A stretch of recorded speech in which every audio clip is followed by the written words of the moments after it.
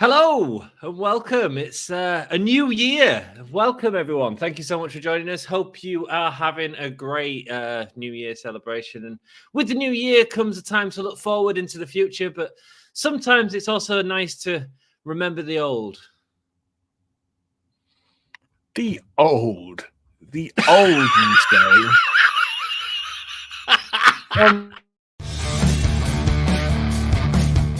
This is the hardcore legend, Mick Foley. Well, hello and welcome to Give Me a Oh Yeah. I hope everyone there, right there in Yorkshire, is having a nice day. Bang, bang. Have a nice day. Yeah. Hello and a very warm welcome to the Give Me a Oh Yeah Wrestling Podcast. It's my friend Dan. Welcome, Dan. Hello, and I'm joined with Keith Lee in happier times, just looking back, doing his best Mike and the Mechanics impression over his shoulder. You know, is it windy over there, man? Everyone knows that this man is for real, and he can look badass while doing platform 9 3/4. Nice. Well, you certainly can, man. Jesus Christ, that was windy, wasn't it? How you doing, Polar Bear Dan? Lovely to see you. Lovely to see you as well. I'm excited for tonight's AEW. Do you know what? That's bullshit. That's bullshit. I mean, first 5 minutes, dude. Jesus. First 5 minutes. Bugger. It don't count. It's after 7 seconds now. All right. Okay, cool.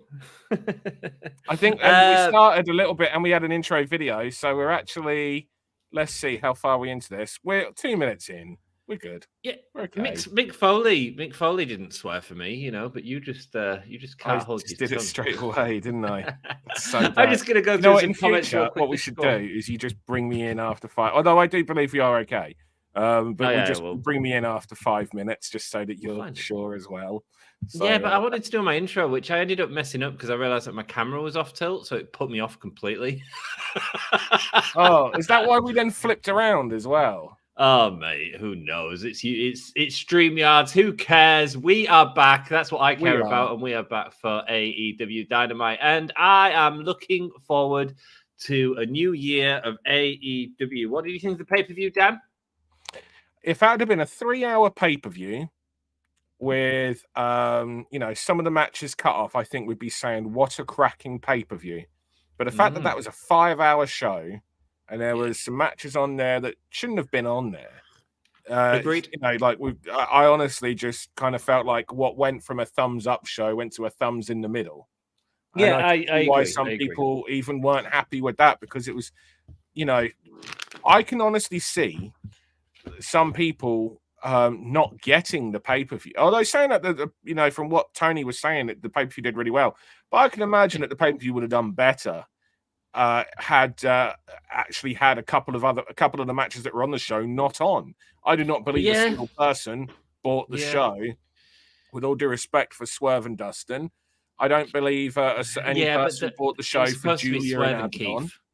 It was supposed to be Swerve and Keith, though. It was my buddy Keith back there. It was supposed to be Swerve and Keith. But then going into the pay-per-view, if you're a last-minute buyer and you're looking at this card, it's just like, you know what? I might skip this because there's several matches on there that I just don't feel like should be on there. Need a couple more singles, man. A couple more singles. I don't think it needed a couple more singles. I think it just needed less.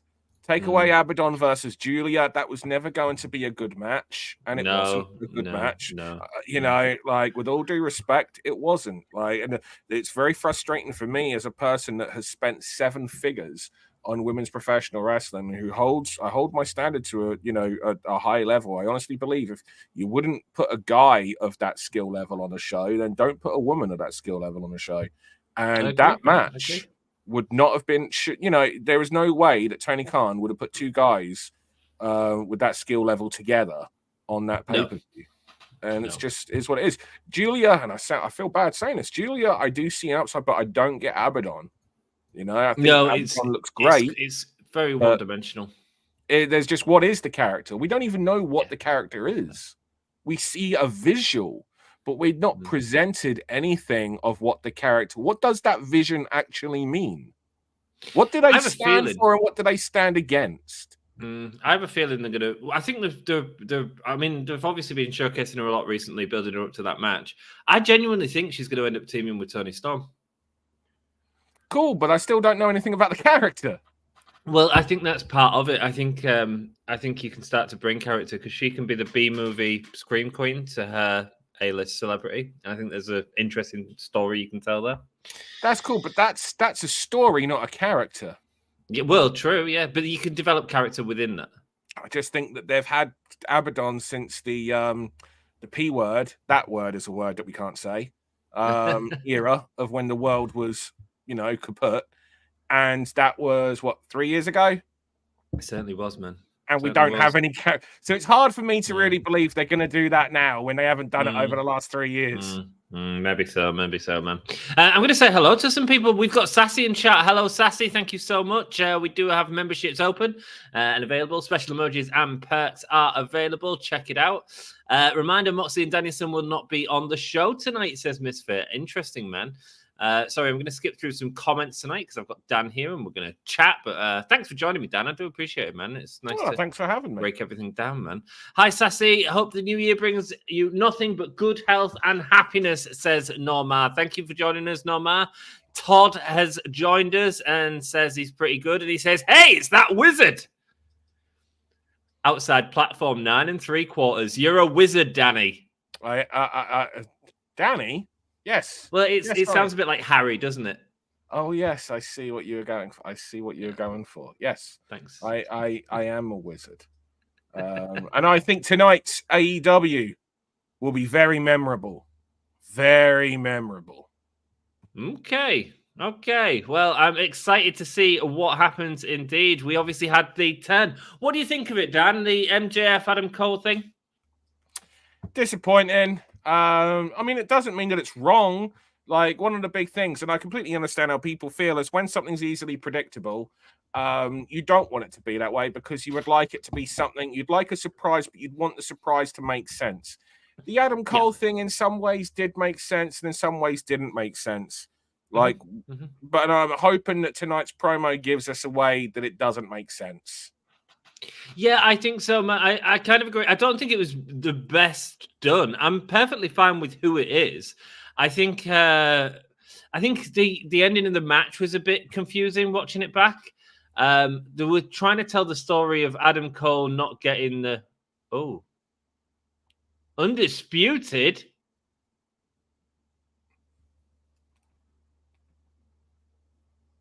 Okay. Here they are. And he's still got his crutches. Why has he still got his crutches? Because he's legit injured, mate. He ain't back for months. So why have the... Mate, this is one of the big things. It's like, you've done something for a guy that legitimately can't wrestle for months. But they had to pay it off. Well, the person that they had planned. This was the plan. This was the story. So, and it makes sense. I honestly have no problem with who it is. Like, I think it makes it. I don't mind things being predictable, Dan, as long as it's like told in the right way. And I actually also think the lights going out and stuff was a bit hokey. I think they could have just had Adam Cole. Mate. I think we all feel the same about the whole lights on, lights off stuff. Like, isn't it a lot on AEW? Not even ECW did it every show. No. Like, the devil. Dynamite starts tonight, and then at 11 p.m. Stardom is happening. Stardom Gate, and then 1:30 it's Wrestle Kingdom. I didn't even know it's Wrestle Kingdom tonight, man. Yeah, it's Wrestle Kingdom tonight. The last night of Will Ospreay in New Japan. Will leave with the New Japan Global Championship, that brand new championship. Will Jon Moxley leave with that championship, or will David Finlay leave with that championship? Jon Moxley and Will Ospreay agreeing to a 5-minute ceasefire at the start of that match to take out David Finlay and leave it to a one-on-one match between the two. So I'm looking forward to Wrestle Kingdom tonight. A lot of friends out there for Will's special night being his final night. Wish I could have been there myself, but I have a show tomorrow, so. Man, you crazy. Are you watching it tonight then, or you won't be if you've got a show tomorrow? No. Well, tomorrow's in Friday, but I've got so much work to do. Yes, I will have it on. Cool. I will be up all night. Nice, man. Well, thank you for joining us.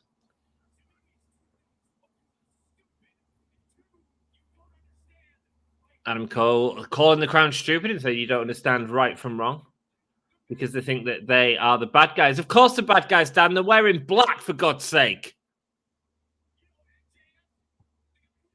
We've got some season greetings from Sassy Dan. Deanna's joined. It was made by AEW standards. I think I agree. I think the last 3 matches were really good. And the All-Star 8-man as well was great. The first one. Yeah, great. Yeah, the really All-Star. Good. Well, I mean, to be fair, you could call, but like, yeah, the second 8-man, the Jericho 8-man was.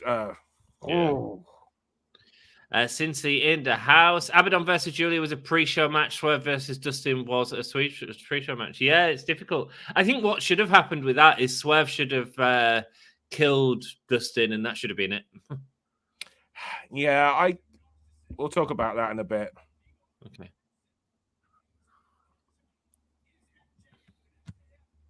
Adam Cole's saying that the only person that MJF cares about was MJF. Oh, Misfit thinks Deanna Purrazzo is debuting. Be a big free agent if they got hurt. Undisputed Kingdom, that's going to pay off all in.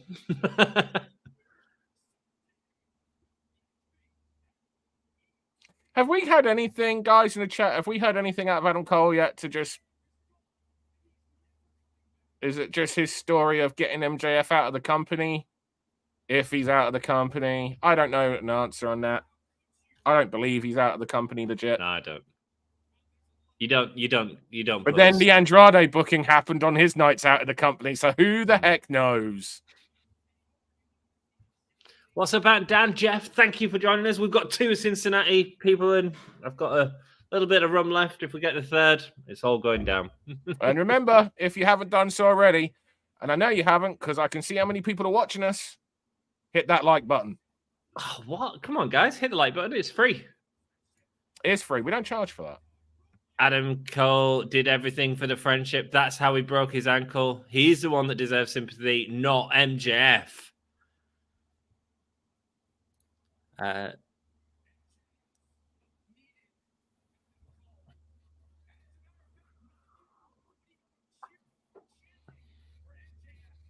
know heels are supposed to show hypocrisy, but I'd like some logic as well.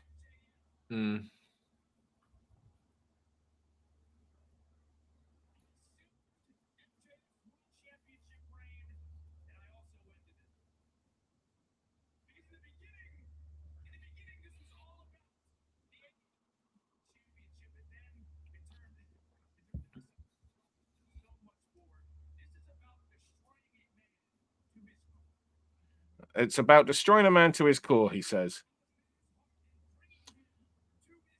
About ripping out a man's heart and bringing him to his knees? Yeah. But for what? What are you getting from it, though? MJF is dead. I mean, it's just sort of, you're right, it's just quite shut the F up chants from the crowd. Yeah, but it's not massive heat like this. That's not Don Callis heat. No. And the crowd go mild.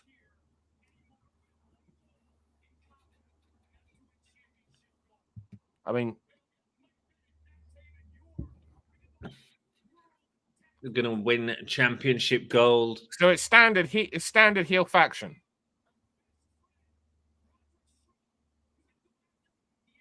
Are they going to have T-shirts on to reveal or something? Like...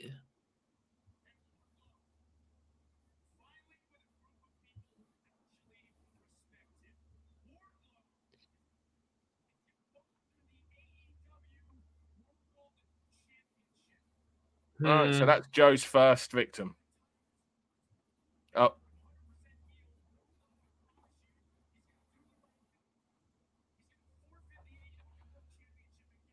Oh, and we're building up the Wardlow turning. The crowd just laugh at that. Yeah, well, we know what that's building up. If that's building up, it's like, because that kind of tells us that Wardlow's the guy that beats Joe in a way, or it tells us that they have a go at Wardlow for not doing the job. But in the exact same story that we're getting with Christian and Whiplash at the minute. Kill Switch. That's the one. Kill Switch.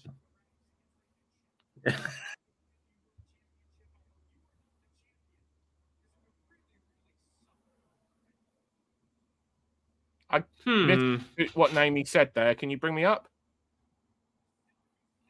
No, I missed it. I assumed it was MJF. No, because he said, I hope you're not holding the championship because it would suck to hurt a friend. Diana's saying, I'm so here for this version of Cole. Hey, Cole's good on the mic. Well, he is, and he's great heel as well.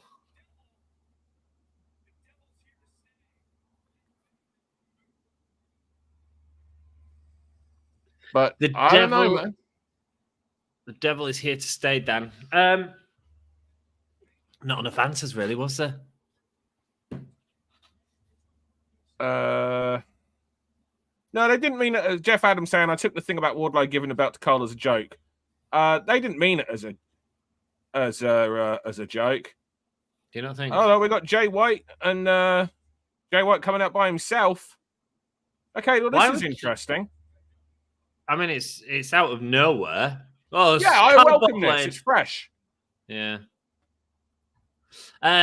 Jay looking for a chant from the crowd. It's Daniel, not coming. Welcome. Crowd aren't hot.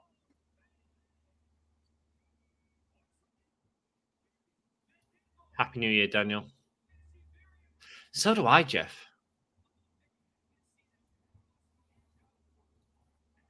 Mark, welcome, brother. Yeah, I think so. He did the injury angle and then went and had a competitive match, which I just found a bit bizarre. Keep at it, Daniel. Ah, cool.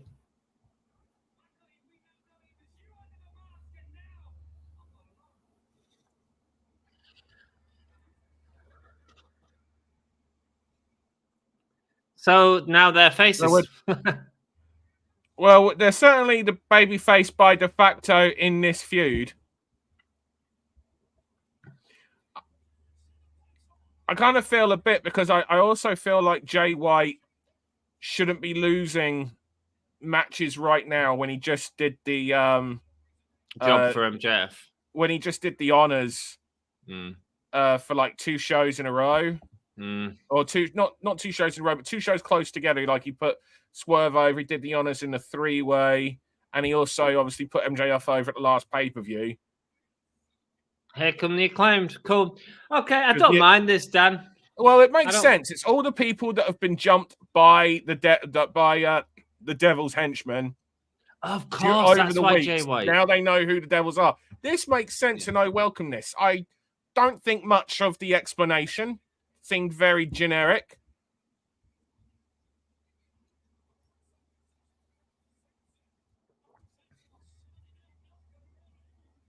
Oh, he's not cleared. It looks like he's not cleared. Hold on. He was cleared for that tag match a few weeks ago, or whatever match that was going to be, where he was going to like. So, you know, is he cleared or is he not? Like, come on. And then we have the Acclaimed and the Bullet Club staring down.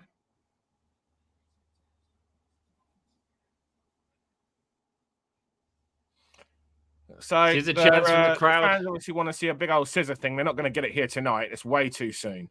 Yeah, man. They do something there, but there's also 6 on one side. There's not 6 on the other. I believe there's 5 on the other side. I suppose Billy Gunn wouldn't be in the match. But Adam Cole is months away from returning. Do you want to go through some of the comments then and we'll catch up? I will. Todd says, I think this would be far more interesting if it was Britt Baker than Adam Cole. I think you could certainly tell the story with that for sure. But I don't know Britt Baker's injury status. So, you know. She's mainly been off looking after Adam, as I understand it. I know she had a back injury, but as I understand it, she'd mainly been off looking after Adam. Like, I understand, like, her back was, you know, I don't know about doing well, but I understand that she was cleared. Cool. The Rumble is a few weeks away. Who is going to show up there? I love the Rumble, Dan. I do like the Rumble. Yeah, I like the Rumble, but I'm disappointed by the Rumble over the last few years because we've just got hardly any surprises. And to me, that was always the big thing. It was who's going to show up. And now they've got so many people on the roster.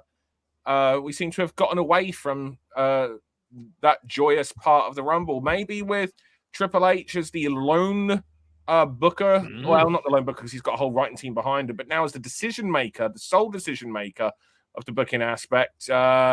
Maybe he's more for it, and we'll get some surprises. If he doesn't, I find that a disappointment because that to me that's my favorite thing. Yeah, I agree. Oh man, this is the.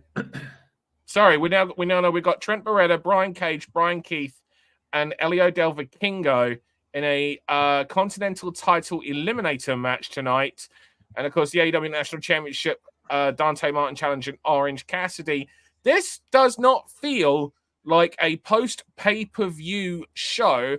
Mariah May against Queen Aminata. Queen Aminata, if you're wondering who's Queen Aminata, well, there you go. Whoa, there's a match. There's a match. Darby Allin and Konosuke Takeshita. Why haven't they advertised this? The two that look great in the 8-man tag on Saturday night. And Daniel Garcia and Swerve Strickland, good match. We know the result, but good. I think it makes sense, I hope that's there to set something else up. I think it makes sense in terms of him winning the 8-man or whatever it was, Swerve being his own standout within. I think it makes sense. It's time to put Daniel Garcia back down. Do you know what I mean? Yeah, I just hope that this is a vehicle to set something else up. Like, Swerve's guys come out, maybe the tag team, I've forgotten the name, 2.0 come out. Just something to go to something that just doesn't feel like, and this match is done. Do you know what I mean? Yeah. I can't help but think, like, we're looking at Daniel Garcia as they tell us the story right now of the Continental Classic, and we know that Andrade was leaving the territory. Why didn't Garcia get the win over Andrade? Like, would Garcia not have benefited from that? Andrade's not staying in the territory, so maybe let's push our own and not the guy leaving. Am I out of my mind for thinking that? No, not at all, man. Not at all. I mean, Miro got it at least, and I suppose we're paying off the Miro. Miro got it, but there was still, and I understand they paying off the story, but there was still outside interference when he was in the figure 8 that wasn't. And I just think that International Champion Orange Cassidy. Sorry, say again, Dan. I said I just feel that Daniel Garcia is a prime example of a guy that would have benefited. I agree that Daniel Bryan didn't lose anything by losing to Andrade. But I absolutely feel that this was an opportunity to make some people and have some, big upsets or just bring a guy up above a guy. Daniel Garcia over Andrade? Fuck yeah. Flip yeah. Smeg yeah. Oh yeah. Oh yeah. Cool. Undisputed Kingdom. Let's go, says Deanna. Loving it at the minute. And what do you think of The Rock versus Roman Reigns at Elimination Chamber? Nah. Do it at Mania. Yeah, I mean, look, I don't believe we're getting it at Elimination Chamber. If you do that, Matt, here's the thing. The timing of Mania works perfect for The Rock because 2 weeks later is the debut of the XFL and it's new linked up because it's just done. They did the deal with a link up with is it the United States Football League? Is that right? And, and that begins 2 weeks later. If The Rock wrestles at WrestleMania in front of all those eyes, there's going to be pub constantly for the debut of his football league that begins 2 weeks later. Yeah. The Rock ain't doing this because he's there for the wrestling. The Rock is doing it because it's business, baby. And that is good business. It's not good business to end it in February. It's good business to end it with 2 weeks leading up to your big debut of your football league. Of course, man. Of course. So here for this version of Cole, Deanna loving heel Cole. I mean, heel Cole's always good, and he's so good on the mic anyway. Normally, I just think they didn't direct the story enough in that segment for me. It was just a rotten explanation. It was just generic by the numbers explanation. There is nothing that we got from this other than he might as well have just said because I did because this is what I do. I just wanted to prove a point. Do you know what I mean? Like, it just meant nothing. What did it mean? Interesting, man. No, I agree. I get it. We've got a gift. Thank you so much. Mark LFC UK gifting one member of the chat a membership. Thank you so much for that, Mark. The season of giving continues on the Gimme a so Hell hot. I'm having to take this off. I'm sorry. Oh, no. Polar Bear Dan's disappearing. Yeah. Sorry. I need to get a pull-up. That's all good. Cool. Who do you think is going to win this, Dan? Orange Cassidy. Yeah. It would be nice to give Dante. If you're going to send Roderick Strong after the international title, you don't do Roderick versus Dante Martin. You do Roderick versus Orange Cassidy. There we go. So you got your poll, guys. You've heard Dan's opinion. Get yourselves voting. Must be Joe, says Mark LFC UK. Cole as a heel is the best version of him. Cole was always better as a bad guy. Nice. A lot of people having the same feelings on Cole as a bad guy. Oh, shoot. The Switchblade, says Misfit. Jay White face turn. I don't know if it's a face turn or not. I suppose it would. But I don't know. What do you think? Like, it just makes sense for the characters. I think when you pointed it out, these are all the guys that the Devil attacked. I mean, yeah, it just makes sense. I wish that was more clear. Maybe it was more clear on the show with the commentary. New video setup, isn't it? I know that they were lessening the production this year. I didn't know when they were going to begin that, but I know that they were going to scale down production somewhat. Oh, mate, bring back the old bloody chambers. I love them. It made it so unique, man. Doesn't look like they're scaled down. That looks all right to me. I could be wrong, but I'm not as always eagle-eyed on the aesthetics. So maybe lovely people in the chat can smarten us up. I think it's the same setup they use for the pay-per-view. Are they in the same place? No, they're not. No. So it's not exactly the same setup. It's been changed, but they could have had the equipment from the pay-per-view, or it could be on a week lease or something like that. So they've used the LCDs for that. And Sassy's just donated $10. Thank you so much, Sassy. Bless you. You didn't have to do that. That's very kind of you. Thank you so much. It all pays for the stream. I do appreciate it.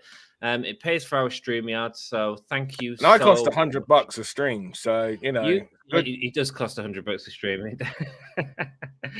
No, Dan just messages me when I'm in bed, and it's like, "Fancy a friend on tonight?" And I'm like, "Hell yeah!" Why were you in bed when you should be setting up for work, brother?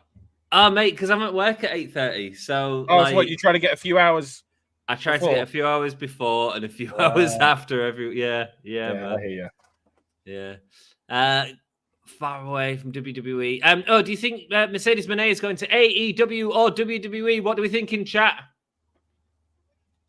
Do you want Put me to a money answer? emoji followed by your choice, AEW or WWE? I think she'll be in both. What do you think, Ant? Tell me what you think. Oh, she'll be in both, mate.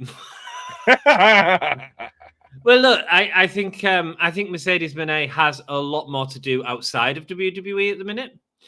I think WWE will have offered her a hell of a lot of money, and I think she could do a year in AEW, and she'd get a hell of a lot more money from WWE. So I would suspect that, and she's got the power to negotiate with Tony Khan with that. You know, sorry, go on. No, go on. I interrupted you. You were still talking. So I just think that she'll raise her stock, and I think she's intelligent, and she'll do that. That's what I think. No, that makes sense. I think, like, this is the post pay-per-view show, right? Whether it be because of Wrestle Kingdom or whatever, this is a lackluster name Dynamite, right? Who's the biggest star? What's the biggest match on tonight's Dynamite, Ant? Either this or Swerve and Garcia. Right? Doesn't that feel? Oh, no. No, we haven't, because we've got bloody Darby and Kineske. Darby and Kineske. Mind you, its name, Kineske's not the name yet, is he? Right. So it's like, what is this? Is what I mean. Something feels. We know Mox ain't there tonight because, of course, he's in Japan. So, like, we know Kenny ain't there. We know the Bucks ain't there. Like, there's a lot of things. Like, we know MJF's not there. We don't know if Joe's there. We haven't heard that Joe's there tonight. there's like where's the star power on tonight's show? We haven't heard if Sting is there tonight. I'm assuming he will be if Darby, but it'd be good to say that Darby Allin with Sting against Konosuke Takeshita with Don Callis. Do you know what I mean? Like, give me some name power here. So if I knew I was coming into a show where I was a little bit lacking on some of the name power, and that's not the disrespect against Swerve and Darby and Takeshita and all that. It's just based on what we're used to, right? I would say, okay, well, then I need some talking points, because at the moment, we don't really have, looking at it, and the show's only just begun, we're only 26 minutes into it. It's a bit early for us to say, but we don't so far look like we're going to have any talking points. So if I was AEW tonight, I would say that you either debut Mercedes tonight, because yes, I believe she's AEW, or I would tease that Mercedes is coming tonight. And if you've got someone like the debut of Mariah May tonight, and you got Tony Storm and their whole cinematic character and everything, then wouldn't it make sense for the story to be that they were upstaged by Mercedes Moné? Interesting, now, man. I'm not saying this will happen. I'm just saying that there is, and I'm seeing, like the crowd was a little bit lackluster in terms of emotion. I wonder if that's because, you buy tickets for the show, you don't know what card you're getting. And I wonder if there's some disappointment that there's some, names missing from the show. Yeah. There isn't a lot of, there isn't as the usual level of names that we're used to having on a Dynamite. And so far, it's a bit like, well, what are we doing here? What's the story? What is the talking points coming out of? What are you giving us to look forward to keep us checking back over the next hour and a half? So what could that be? Well, I think Mercedes Moné would be perfect. It would be, but would you do that the same week that you've done The Rock, Dan? That's where the thing is. Like, I don't know if I would want to do that the same week as The Rock, because you run the risk. This is why I think you can tease, but not necessarily deliver. But I wouldn't be surprised either way. But because The Rock coming in, I can see it now. I can see wrestling social media now blowing up. Ha, ha, ha. We got The Rock. And they got someone that only went to a Japanese women's promotion and to a place into somewhere that couldn't do 2,000 seats in America. Do you know what I mean? Like, you can see people twisting and turning the stage. You can see the story not being as positive. Give it a week, from the Rock thing to kind of like blow over. I could totally see that. But it could also be seen as, what did AEW have to answer The Rock? Yeah. Like, this is the thing. So I see Diana saying Tony Khan got Goldberg joke. I've seen a lot of people say that. Yeah. And he hasn't actually got Goldberg. I don't know if he would get Goldberg. And there we go. Stun Dog eventually. Nice little segment there with them two back and forth. I think you're about 2 seconds ahead of me, by the way. Sorry, mate. I'll pause it for a second. Yeah, literally, I think a pause and play will just sort us out. Yeah. Enziguri and going up and sliding out. Yeah. Far away from WWE, they had talks, but it fell apart. I'm sure they all talk. I mean, like for Mercedes, it makes sense to know what a value is. Everyone talks. There's this big thing, and that people in wrestling don't know each other or don't talk or whatnot. Like, the wrestling business is a big business and also a small business where everyone is only one person away from knowing someone else. Yeah. I literally have friends in common with John Cena, for goodness sake. All in, I was introduced to Mercedes Moné. That was the first time we've met. It's the first time we've interacted. But that's my point. Like, wrestling is big, but also very small, because you see everyone on the way up and on the way down and on your own journey. Well, how I'm assuming Mercedes is aware of Eve and enjoys Eve's work. Yeah, absolutely. Well, that's how we were introduced. It was of course, cool. It was the Eve champion that introduced us. Wow, there we go, guys.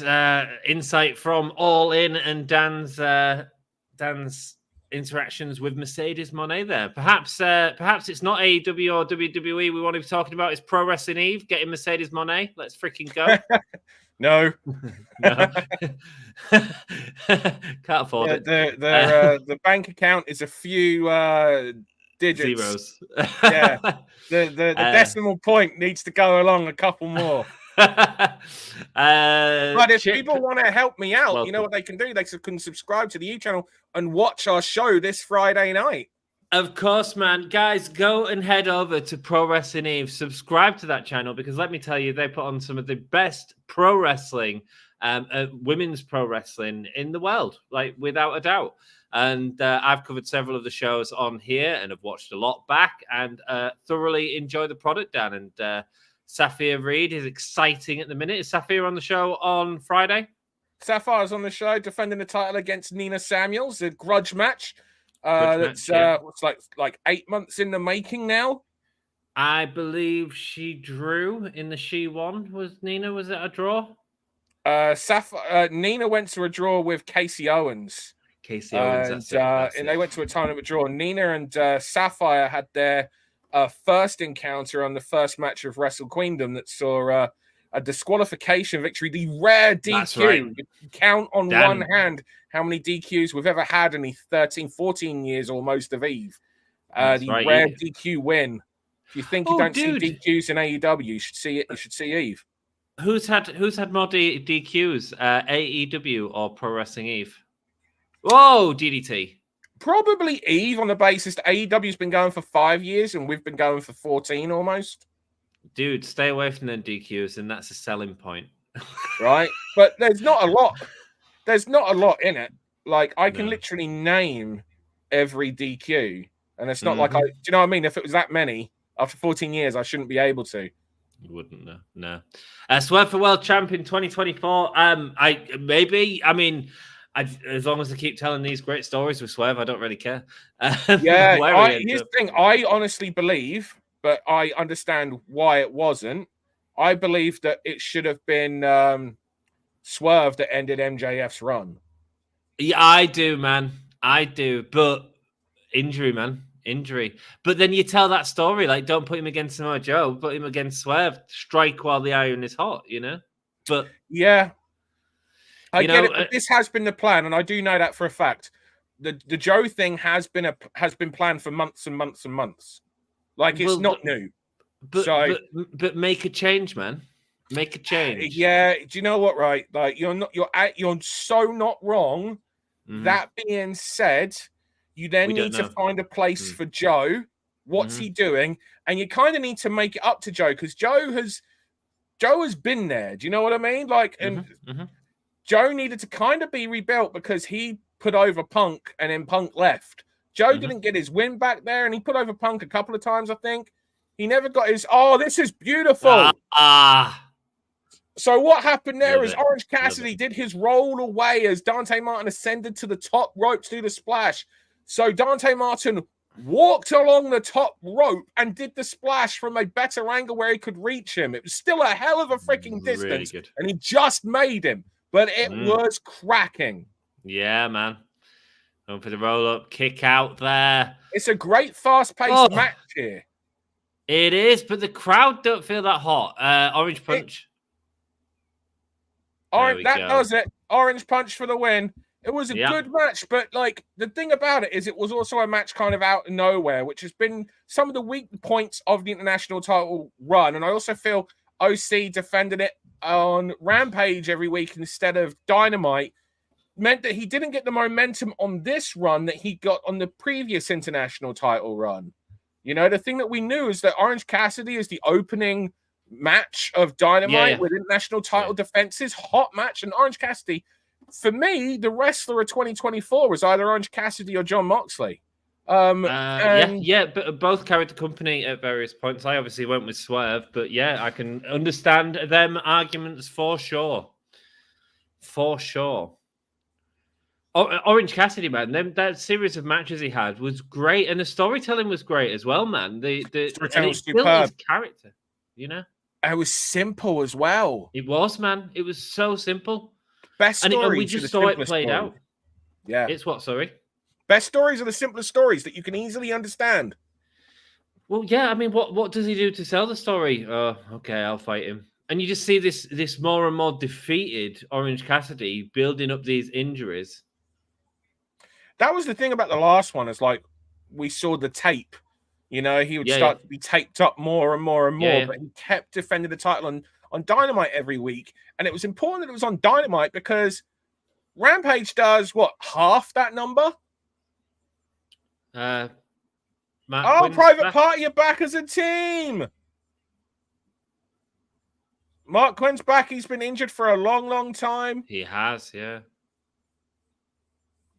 Hey, I'm all for it. It's good to see Private Party. I was literally talking to someone about them recently, and it's great to see this. It's a nice injection into the AEW tag division. Tag division? Who's the tag champions at the minute? Brother, what a great question. It's a great question because it's unanswerable. I wouldn't even know. Is it the Young Bucks? No. It's Big Billy Starks.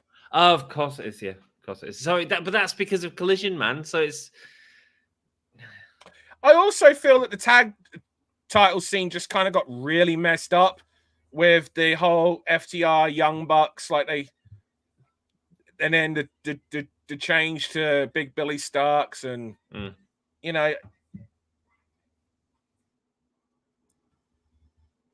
man, this guy's so charismatic. He is, man. What's his name? Mark Quang? Was that it? Mark Quang? Mark Quinn, I believe. Mark Quinn. Yeah, confused with WCW for 1993. Jeff isn't hating the start of the show, getting some new stuff cooking. Jade Cargill showing up at the Rumble. Yeah, I think that's a given. Well, is it? Do you want Jade Cargill to lose the Rumble? That's the problem, I think. Okay, so the Private Party are everyone's just kind of waiting around while Private Party do a promo to the hard cam.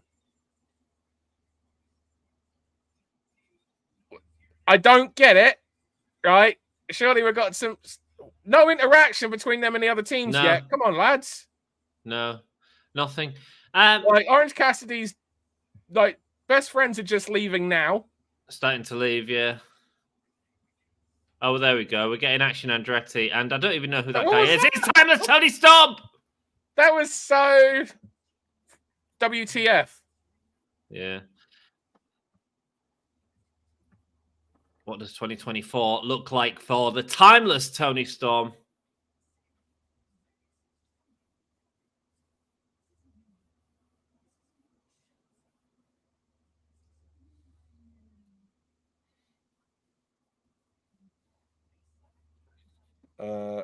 It's not my milliere.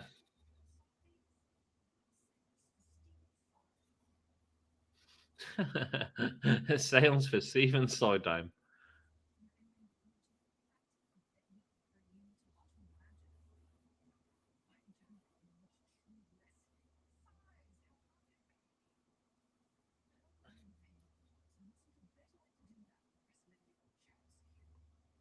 Paying her dues, Dan. Yep. There was a show. She's great. There was also the word that she said that was very similar to money. Yeah. There's been. She did a great tease of that on the pay-per-view as well. There's a woman coming in. I think she said who's gotten money written all over her. And then she said Wendy Richter, I believe is who she then name checked. But you know what it was referencing.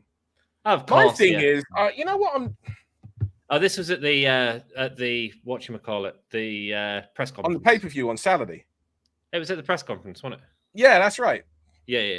So what I tell you what though, right? If they do bring Mercedes in, right?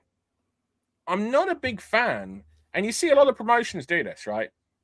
They bring the new big star in, and they give him the title early on. And it's just like, the money's not in the title defenses at that point.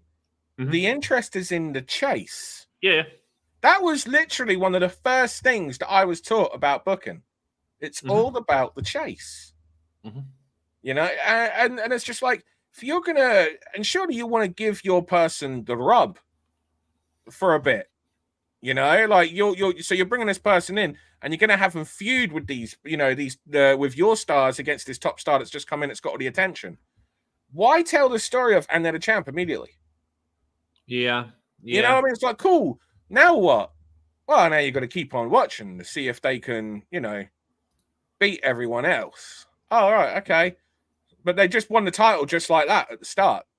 So yeah. Do you know what I mean? Like, I know exactly what you mean, man. I know exactly what you mean, and promotions are really guilty of doing that a lot. I'll tell you something I really dislike right now, Dan. So if you notice, the Videotron has the blue and red on the video in the back. Actually, they've changed the graphic on the fight, which is also showing the blue and red. And what company do you associate them colors with, man? That's a really good point. Yeah, that's not a good idea to have blue and red. It's not a good idea at all. Like, there's a reason I branded the podcast for AEW purple. And that's because blue and red make purple. Yeah. And there's a reason that Eve was a green. Exactly. There's a reason the Eve was a green apple, not a red apple. You know what I mean? Well, it's when I did the lighting design for NGW as well. Like, it looked like the Hulk had spunked all over that room, because Raw looks like the red, blue. It's you've got to set your identity apart, and them doing that is 100% wrong. I was watching it and I was like, you can say this is a better production in terms of it looks more like WWE, but it's not as good as WWE. So why are you trying to go with that? Go with the goddamn Punk, right? Punk works. That's why them entrances with the circles works. The heel entrance, the face entrance, it become its own legacy within AEW. And they're trying harder and harder to match WWE, and they're not going to make it. They don't make it. The worst thing you can do is make people think of the others. And you trying that's to be what I'm like thinking of when I'm watching this. Yeah. Yeah. Oh. Especially you with need to be unique. You need to be your own thing.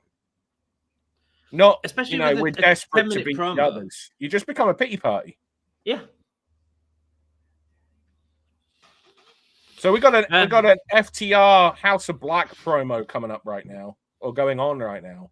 And hey, I'm here for this. But it's on the show that gets half the viewership of Dynamite.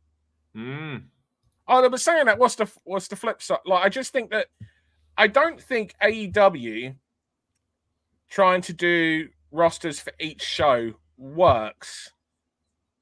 I think because the viewership is quite different in numbers. If they both did, 800,000 viewers each week, sure. But when one of your shows, or two really, if you include Rampage, there's literally 50% of the viewership. It's also on the wrong time of the week, Dan. Saturday Night Wrestling, it should not be. It's bad. It's a bad idea. I don't know if necessarily it's a bad idea. It just, at the start, it was watched by consistently around 800,000 people. The show just didn't become consistently good. The show became missable. But I also think more than that. I think the Saturday night, the problem is every 4 weeks, all of your wrestling eyes are off because WWE have a pay-per-view on. Is that always going to be Saturdays? I generally don't know. It gives and takes, but it's not just WWE. It's football. It's all. It's family. It's people's personal time. And I think a Collision would be way better on a Friday or on a Thursday or something like that. Replace. Oh, hell! If Raw ends up leaving the Monday night slot, guess what? Put it on the Monday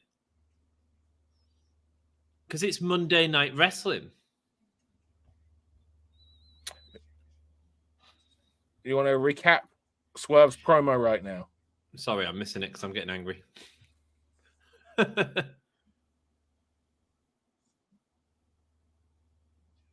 Swerve is going after Samoa Joe.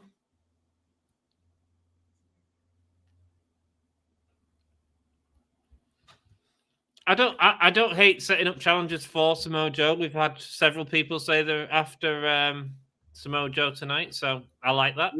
I think that Swerve needs. Oh, here we go. Mariah May, is it top of the hour? Almost top of the hour.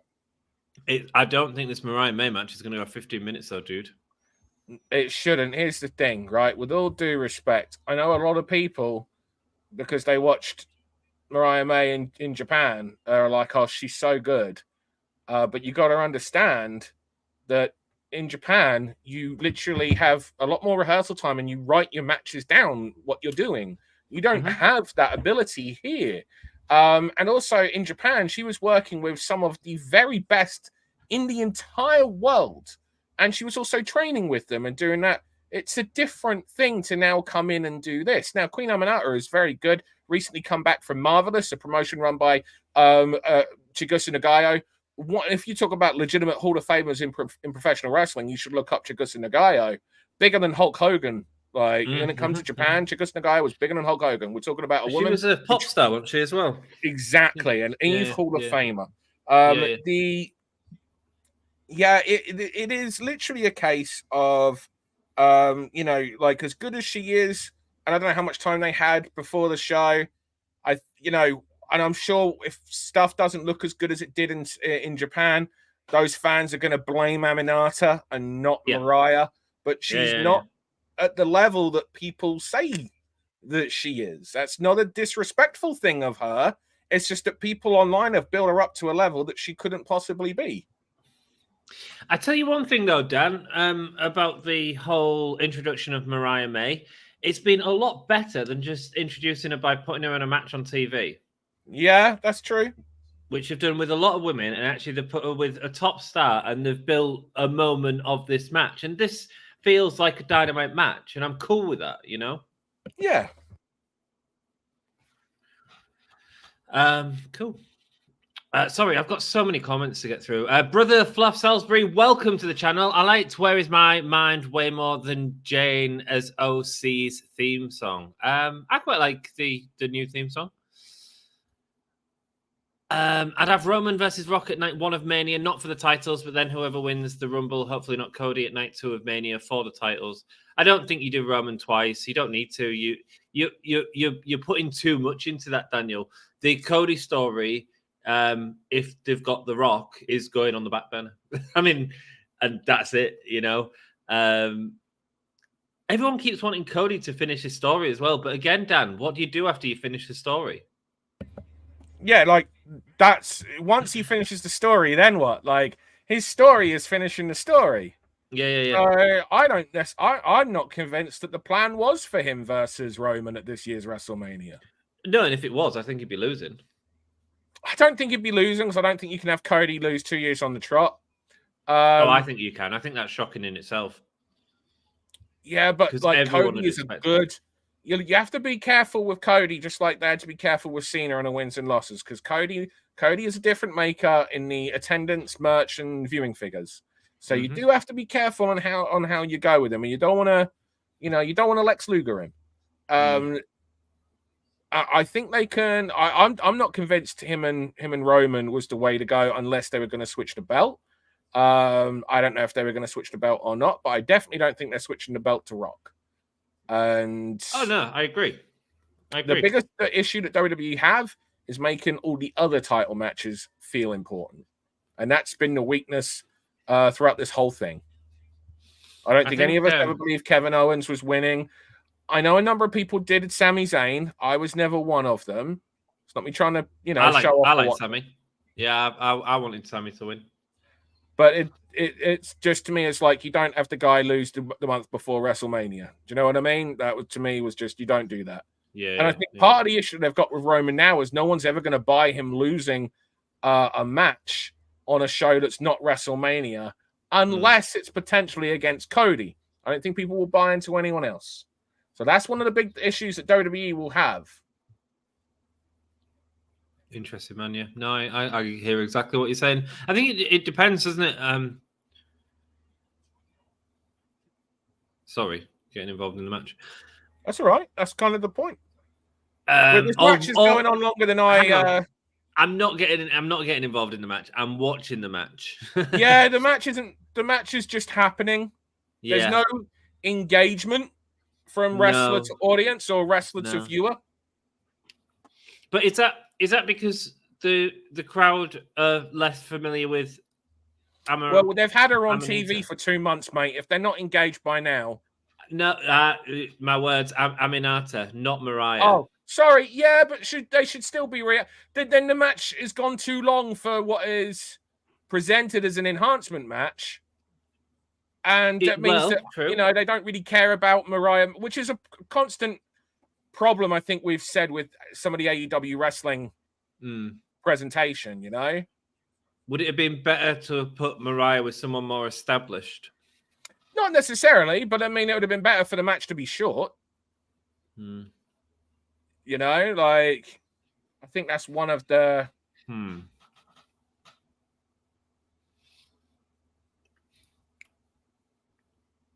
Observing stuff says it's Dom and Anne. One of you guys changed a lot. You right, Dom? Dom got grey. And he's a Londoner now. Okay.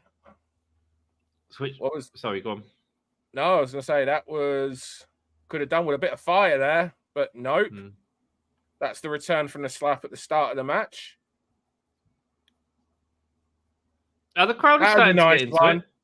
Yeah. Crowd are getting into it because we've got some Mariah needs to work on her strikes when she knows she's missing. Her bumps are not good. Well, they're a bit like... Kick to the spine. Oh, knee strike. Aminata firing up, brother. And Aminata will know how to fire up. Sorry, guys, I've missed so many comments. Mariah looks at herself on the screen a lot. Oh, does she? Yeah. Which screen? The big screen. The main Titantron? Yeah, the one that's showing the action, yeah. Brother Slush Velvet Iceman, hello, brother. Hello, dude. Hi, brother Fluff. How you doing?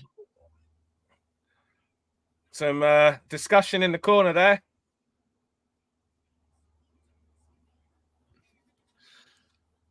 I'll tell you what, Aminata is bumping beautifully. If you look, she's snapping her bumps off these moves. So apparently, Matt says a lot of people on X are not liking the Undisputed Kingdom name. Mariah may get in the win. I mean, it's just two names put together. It's not the most. I don't hate it. I don't hate it. I don't care for it. It's top of the hour almost. Almost too early though, Dan. Yeah. So we're talking about Mercedes Moné. Obviously, is she going to debut? Is she not? It's a bit too early. Or they're going to go into the ring. Oh, Renee is going to speak to Mariah. Now they're setting something up because otherwise she wouldn't be in the ring. So we're going to get something here. Mariah reminds me of Tiffany Stratton. Good point, Deanna. Mariah.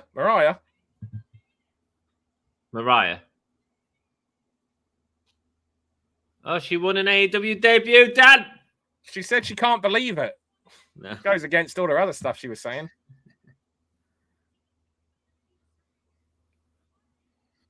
Is this a baby face? No, because it's a bit silly, isn't it?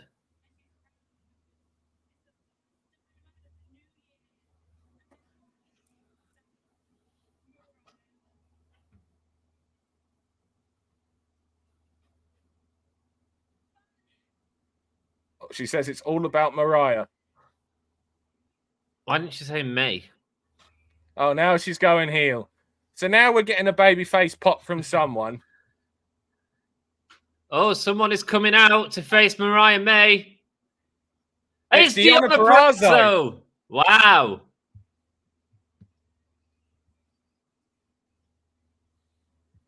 Here we go. Deonna Purrazzo in AEW. Is this a debut, Dan? This is a debut. This is a debut. Deonna Purrazzo in AEW. Someone else called it earlier in the chat. The hometown hero is here. Deonna Purrazzo, main event in Dynamite in the past. Did she? Yes, in a match against... Was it Mercedes Martinez for the Ring of Honor title? Did they do that? Did they? Right. Oh, was that during the TNA AEW relationship? It will have been, yeah. Yeah, it was when Tony Khan had bought Ring of Honor, Deonna was still champion. Right. It was either an AEW main event or it was either Dynamite or Rampage, but it was a main event. I think it was Dynamite. Let me know in chat, guys.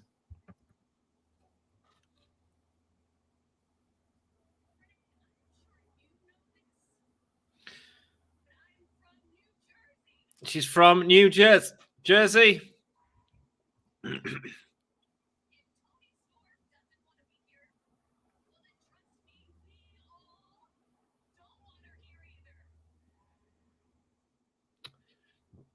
Deanna saying no one wants Mariah there.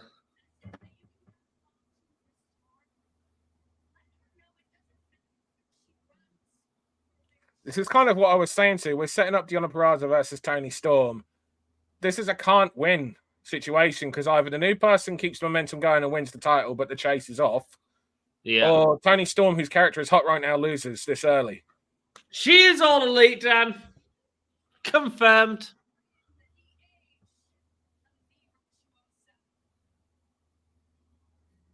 I did an interview with her on the channel. Check it out, guys. An interview with Deonna Purrazzo on the channel.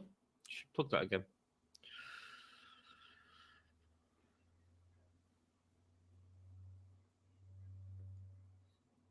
Yeah, you can't win though, Dan. You can't win. Oh.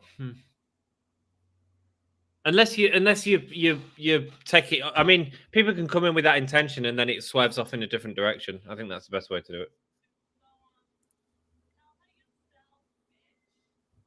I'm not the messenger, so tell her yourself, says Mariah May. Before the slap. Oh, that's a good slap, Dan. And then Deonna does a Savate kick that knocks Mariah May out. Dude, Deanna's fascinating, man. A woman who sort of went from a stuck period in NXT where they was not using her. I think she appeared briefly on NXT UK, but NXT, like, they did not use her. She had, was it 6 matches in a year and a half or something daft like that? Went out of NXT, got released, and absolutely smashed it again in the same way that Cody Rhodes did and others that left WWE afterwards, you know? Yeah, no, she's someone that made, as we've got our Raw and SmackDown AEW graphic on screen again, for those of us that are watching on Fight TV. She took a bet on herself and it paid off. Yeah, good for her. I'm interested to see the problem. You're fighting for TV time as a women's division in AEW. Yeah. So, you know, I don't know. It'll be interesting. It'll be interesting to see. And also, you know, who is it she's going to be against? You know, to begin, because we need to get her over. Because not everyone's going to know Deonna Purrazzo. No. So we need to show her having good matches, because one of the main things she's known for is good matches. Yeah. But who are they going to put her against? Abaddon? For a good match? Not a chance, no. Right? Do you know what I mean? Like, who are we going to put? Her and Mariah May? All right, but like, do you know what I mean? Like, what else? What else we got? We need to kind of build her up and show her some good matches. Like I say, I just think we need more build for things and not just, oh, and here it is. You know what you need? You need Martinez from Ring of Honor. You need her. You need Mercedes. Man, I say it all the time. Mercedes should be in such a bigger spot than she is. Like, legit.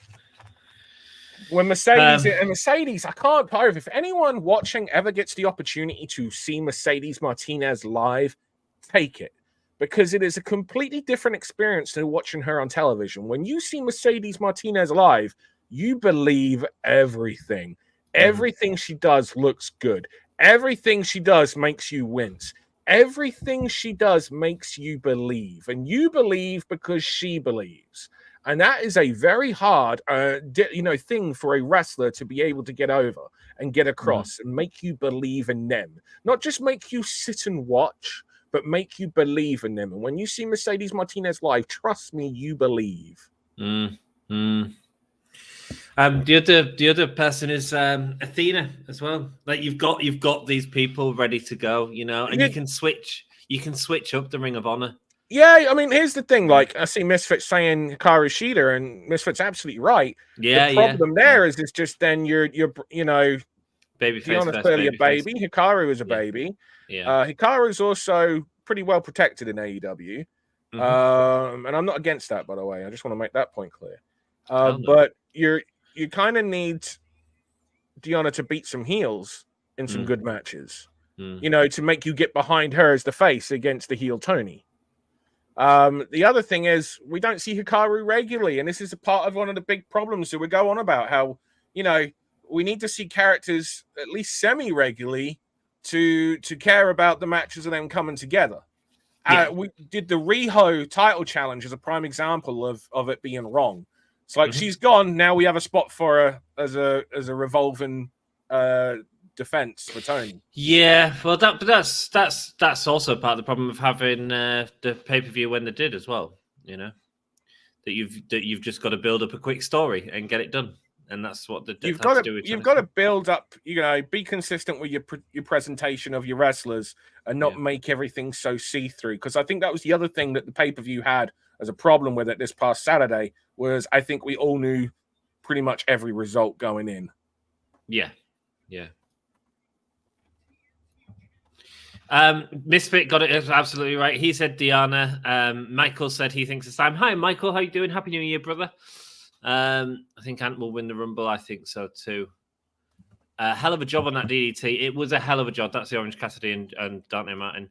I'm not saying he's not good. I like Orange Cassidy, but Tony Khan clearly thinks he's a borderline main event level star. I think he kind of is. I mean, he brings a lot of money into the company. And he brings a lot of eyeballs into the company. And the younger kids love him, Jeff. It's a bit... I think Orange Cassidy could absolutely be a main event level star in the same way that John Cena is a main level star. And while he hasn't got the physique or thing, he has the appeal to the younger generation. Agreed. Joe deserves to be champ. I like his hat. Sorry, I'm getting through so many old... Dante's all right. I've just signed someone, so I'm now sorting out their flights. Nice, congratulations! All that talk of Mercedes Moné has got Dan's credit card out. He's realised that she's not in AEW yet, so he's gone. Let's get Mercedes. No. My it's great. Multiple appearance, multiple performance booking throughout the year. So congratulations. My person is someone that, trust me, everybody watching knows though. So and Dan's gonna have time to do a story with her. Guys, subscribe to Pro Wrestling Eve right now. You are gonna see someone that you all know that's watching this. That was the hint that we got from him. So go and subscribe to Pro Wrestling Eve because you're gonna see a new wrestler on there soon that you all know. Money. Like the dude can wrestle, but his gimmick is boring, says Orange. I think his gimmick is interesting, Mark. I think it's I think when he plays into the frustration side of stuff, I think it's great. I think he was better as comic relief wrestler who could do some cool things in the ring, but in my opinion, he doesn't work as well as a workhorse great guy. Fair enough, man. Fair enough. Maybe it's just what I see, guys. We don't all have to agree. That's cool. Mox, the crowd did not care that Private Party is back. They just need to be reminded, man. They just need to be reminded. Sorry, are you half listening to this promo, Dan? Because I'm missing all this, mate. Booking the flight. I've got to be honest, I didn't catch the I'm not catching the promo. That's all good. With all due respect to Christian Cage, because I love Christian. Yeah, man. I thought that he was match the was character. the character of 2024 or 2023. Sorry, with Christian Cage. Hi, it says me. Hi, me. How you doing? Now that do kind of welcome back. Sorry, I was going to say, even my kids and their friends who do not watch wrestling know of Christian Cage. Oh, really? Because of the character and it becoming a little bit thing among, AEW is the one thing that seems to be able to get things go a little viral. Yeah. Is he going to call him Luchasaurus? Yeah.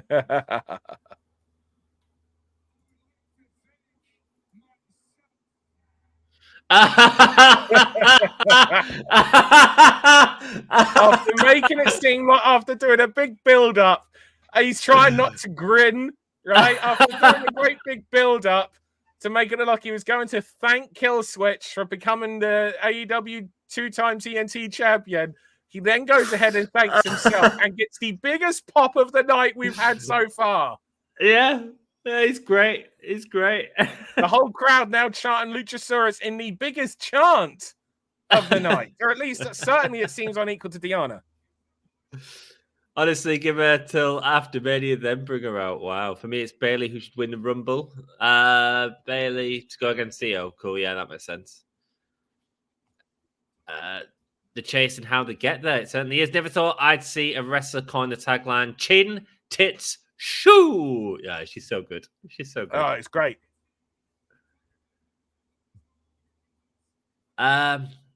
Because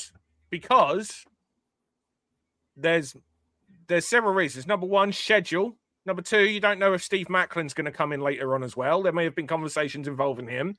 And also, and if you've got your husband, with you as well, also as the basis of, well, you get to work this person, and we don't know how long this contract is. There are many upsides to signing with them. You do not, you want to go where you're getting well paid, where the schedule meets you, and where you get to work with big stars that help bring your name up. Yeah. The only thing I have an issue with the timeless character has become more character in ring than actual in ring. It depends. I thought I didn't enjoy the match on the pay-per-view because of again, I said Rio. I didn't think wrestled her best match. I thought they did. You're right. They did way too much character. Actually, they didn't allow Rio to get that fire in that she can have.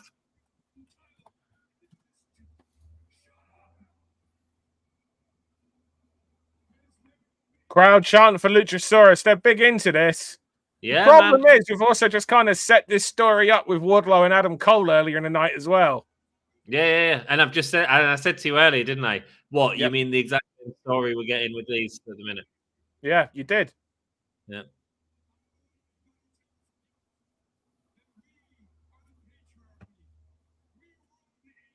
And I don't think they're going to do it better, are they, than this? They can't do it better than this.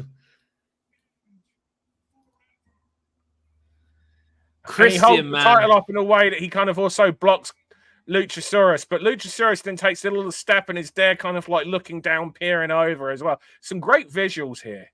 Yeah, man. So good.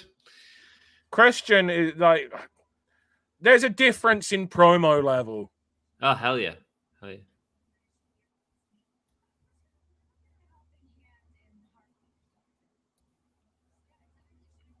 Harley Cameron. Well, now, of course, Harley Cameron was with QTV previously. Now QTV obviously not a thing. Yeah. Harley is now with Saraya.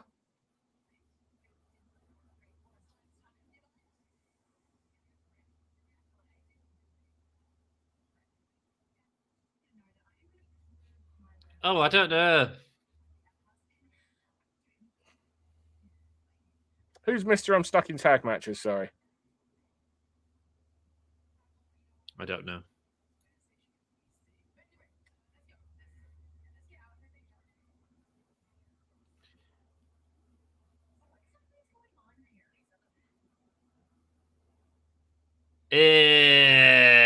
Not a fan. I don't get. I mean, there's. I don't know the story yet. They're telling us the story. That was the kind of like the leaving think, oh, okay, here we go. Konosuke Takeshita. Dude, it's not main eventing. Darby Allin. If this ain't the main event, then what is? It'll be Swerve and thingy. Swerve and who? Who was it against? Swerve and Daniel Garcia. Oh, man. Does Danny Garcia bring numbers? I'd have thought that Konosuke Takeshita and Darby Allin would bring more numbers. Well, I would. And here's the other thing, Dan. We've got a month left. 6 weeks left of Sting. Is that all we've got left? Yeah, Revolution's like mid-February. So really, they should be telling that story. And I don't know if that's what this is leading to, but surely it's got to be, right? And that's... Oh, he's in his dressing gown still. Oh, man. What's Darby doing? I don't know. Did he climb Mount Everest? He's in a Victorian nightgown, for God's sake. Could be about to do an autopsy.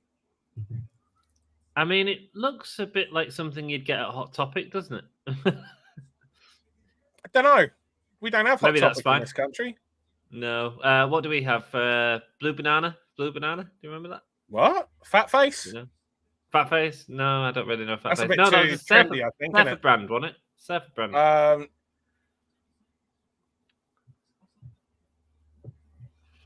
We don't really have a Hot Topic like global thing in. No, the I'm UK, trying to think. I know the closest thing we have. It's got a red logo, but I can't.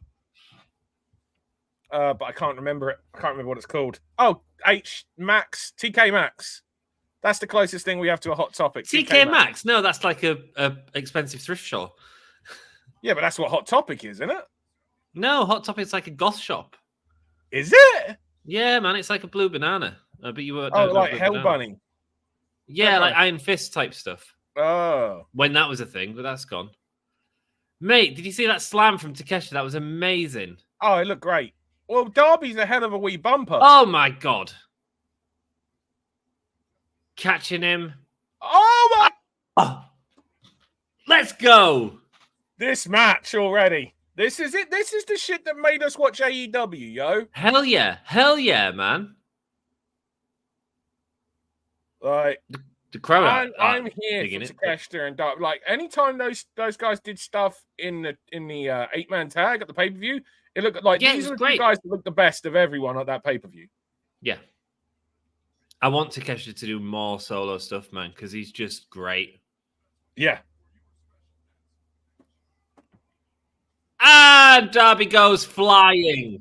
Darby making Takeshita look amazing here. This might be just what the people need to get back behind Takeshita. Because I feel like we've lost a bit of the Takeshita.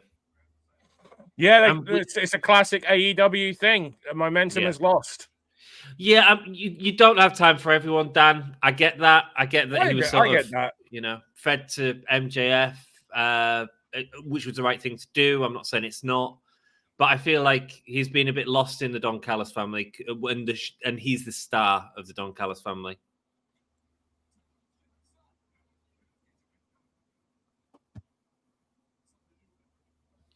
And that's partly bloody Jericho's fault as well, because they've been. I didn't get the whole Sammy thing, like leaving Don Callis family after just joining them, and oh man, oh shoot, man, watch yourself, dude. So Darby, guys, oh my, I disappeared. So guys, I keep disappearing. Holy crap! That really is platform 9 3/4. If I go back far enough, I whoa, right. So Darby Allin, suicide dive.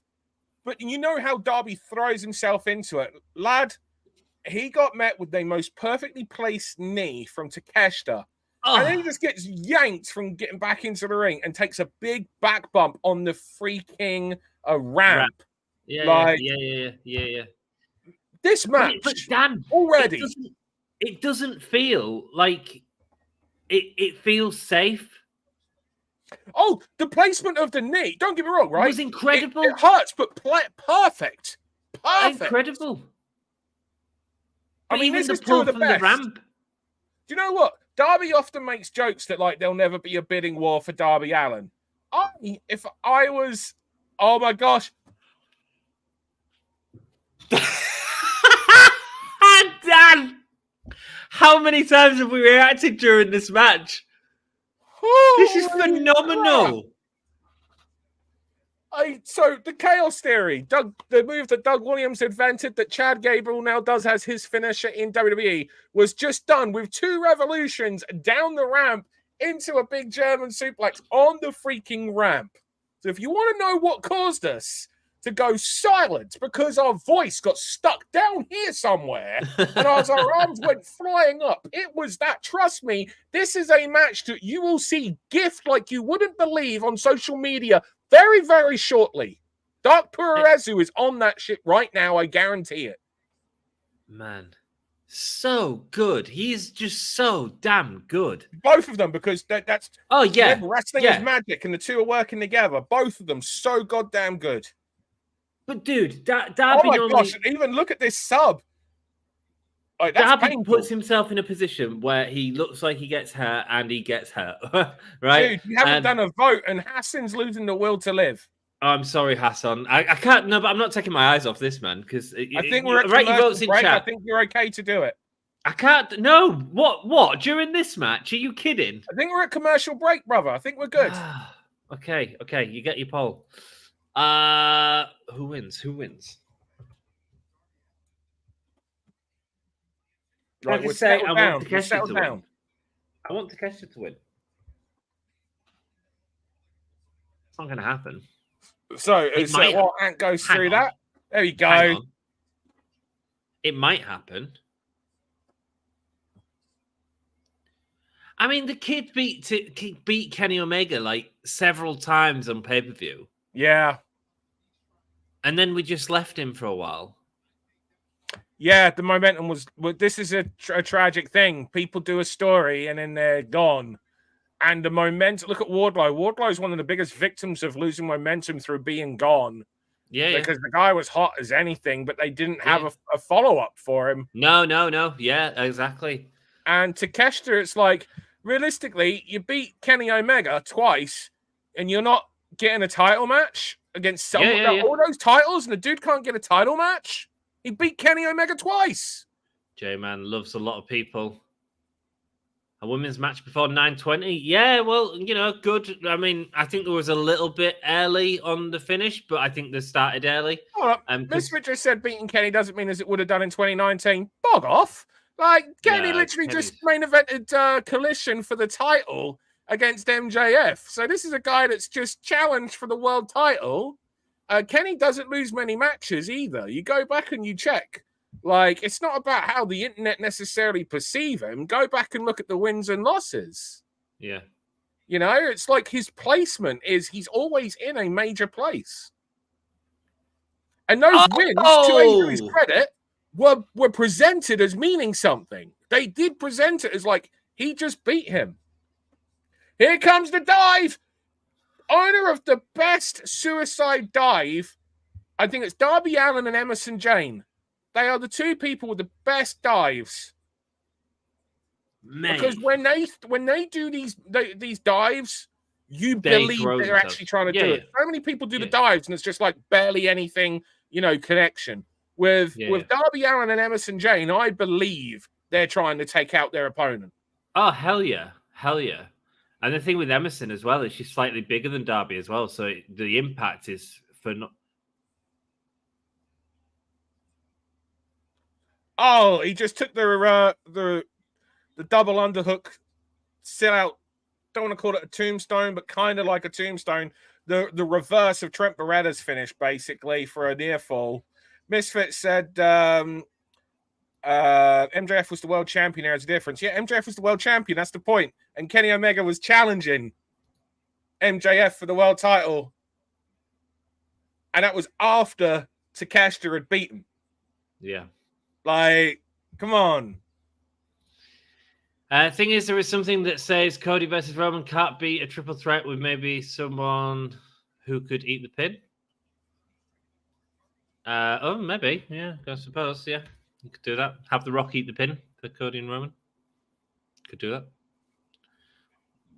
Or Roman could just Rock and Roman Reigns and Triple H and Undertaker.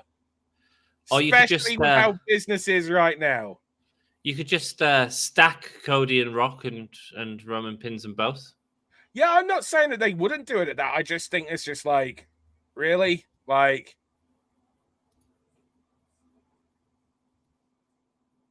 Darby's going to go for his coffin drop to the outside. Takeshita, like, trust your life in Takeshita. And I've met Takeshita. The guy is a tank as well. Like, honestly, he is built far more than I think it even comes across on television. It presents itself, yeah. Like, I'm a big guy. I'm 6'1". I'm 19 stone. What's that in pounds? Like 250, something like that? Right? Yeah. I'm a big dude. And Takeshita's a freaking tank with, next to me. Mm-hmm. Mm-hmm. It would be sad if Cody does not get the belt and end up like his dad. That's interesting, Todd. And I think, but that's the point. That's why the story can continue. Yeah, that's the story. The fact that you were saying it will be sad, you know, like that shows the care. Oh my Lord, there's the code red. No, and it's great. This match is so goddamn good. Deanna says this match only needs to be 3 minutes. Lol. I don't think she's talking about this match. No, I think they're talking about Queen Aminata and Mariah. I think they are. Beautifully. Just the timing these two have. Oh. Mariah reminds me of Tiffany Stratton. I've not seen a lot of Tiffany Stratton, but from what I do see, there's the knees up. From what I have seen, I can see what you're saying.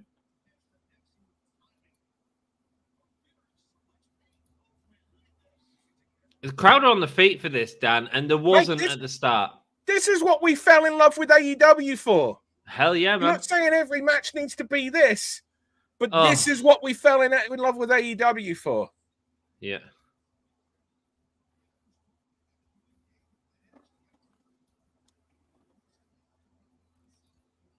This is a goddamn good match. Takeshita and Darby Allin are right now giving people in the UK who have stayed up to 23 minutes past 2 their money's worth. Phenomenal. Misfit confirmed it was a Dynamite main event. Thank you, Misfit. The Deonna Purrazzo and Martinez. It was or it wasn't? Sorry. It was a Dynamite main event. J-Man loves every wrestler. J-Man has got lots of love hearts in the chat. Keep them all the love to give. And hey, he's giving it to a whole bunch of Eve roster members. So I'm, Eve alumni. Beautiful small package. You notice how Darby also did the thing where he crossed his legs. We did it there as well. Like it's the details, brother. It's the details. Yeah. Wonder how long a contract is for. Interesting. We don't know. I don't know. That's the great thing, and that's why now is a great time to be a professional wrestler, because I know for a fact that WWE have been offering 5-year deals. I know AEW have been offering 5-year deals, but if you are someone that they want, you can get less. You could get 3 months. Mercedes Moné could get 3 months, and Tony Khan would say, "Yeah, no problem." No, I don't think he would, but I do think he'd sign 1 year. I do think he'd sign 1 year. Speaking of TV time, got an in-ring segment and 3 more matches on the card with an hour left. Going to be a rushed second half. This has been a long match as well. Yes, there is another match, isn't there? There's that weird Continental 4-way. Oh, mate. Yeah. But I'm glad they're giving this time. Yeah, this match showing why it should have been main event. Hell yeah. Oh, what are you doing, boys? German Not a German off the second top rope. But literally both standing. Both standing. And look at him. Look at him. Running knee. That's your finish. Go on, Takeshita. Guys, come on. Put a freaking belt on this lad. Oh, hell yeah, man. Hell yeah. Don Callis is there. Don Callis not in Japan tonight, actually. Interesting. Holy hell. Because here's the thing. When we follow a wrestler, we need to follow their story and their momentum. Like, when's the last time that Takeshita suffered a pinfall loss since he went villain? Well, he hasn't. And that's the thing. But we need this consistency in the presentation of the story of the character here, because we're seeing guys get title matches against international talents just because they happen to be standing near OC. What are we supposed to believe, that Takeshita doesn't give a toss about the title? Titles, you're supposed to get paid more money as a champion. That's the basic fundamental rule of professional wrestling, of the story of professional wrestling. Mate, Takeshita versus Swerve, how good is that going to be? Brother, in it though. How good is that going to be? God damn. Wow. Welcome. Thank you so much for joining us. We've got 17 people watching. If you could hit that thumbs up button, it would really help me out. It was just a little channel, and that would be really cool. Damn, that was a good match. That was. Woo! Wrestling, man. That was, I mean, mate, it's had me messaging. Like my WhatsApp's gone. Do you know what I mean? Yeah. The ace of AEW Kawashida, you do that match. Athena, I'd love to see more of Lady Frost, says Todd. Todd's a big Lady Frost fan. Always mention her. Yeah, she did some really good work for a couple of weeks. The problem is Tony doesn't use his women correctly. I think it's more than just using the women. It's the booking on the show more than anything. Presentation overall and the consistency. Consistency, there's lots of problems there. But also, and here's the thing, I'm going to mention this on Deanna's point. I'm sorry I'm not getting to all the comments tonight, guys. When Dan's here, we just talk, and it's just slightly different to the normal thing. But I do appreciate you all for being here. Thank you. We like to blame Tony for everything, right? And we like to blame Triple H for everything, or give Triple H the praise, or give Tony the praise. Guys, it's a lot more than just Tony Khan and Triple H. Tony Khan is sat next to Dean Malenko in gorilla position, and he's got his ear about stuff as well. It's an entire thing with the company. Would you agree with that, Dan? I don't know if I'd necessarily say Dean, but Jericho has a lot of pull. Yeah. I believe Mox has a fair bit of pull.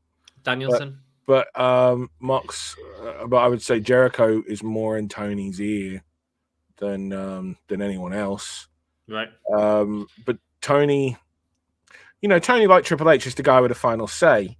Tony will deal with certain people. There'll be certain people that have a little bit of play as well in terms of what they can control, and that's a big deal as well. But I definitely think that Tony needs to rule a little bit more on that aspect. Oh, go on, Takeshita!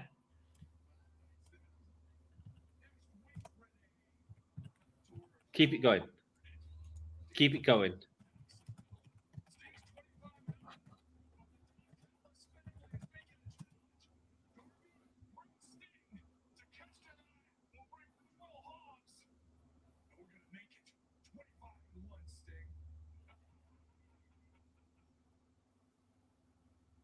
Oh no, Dan.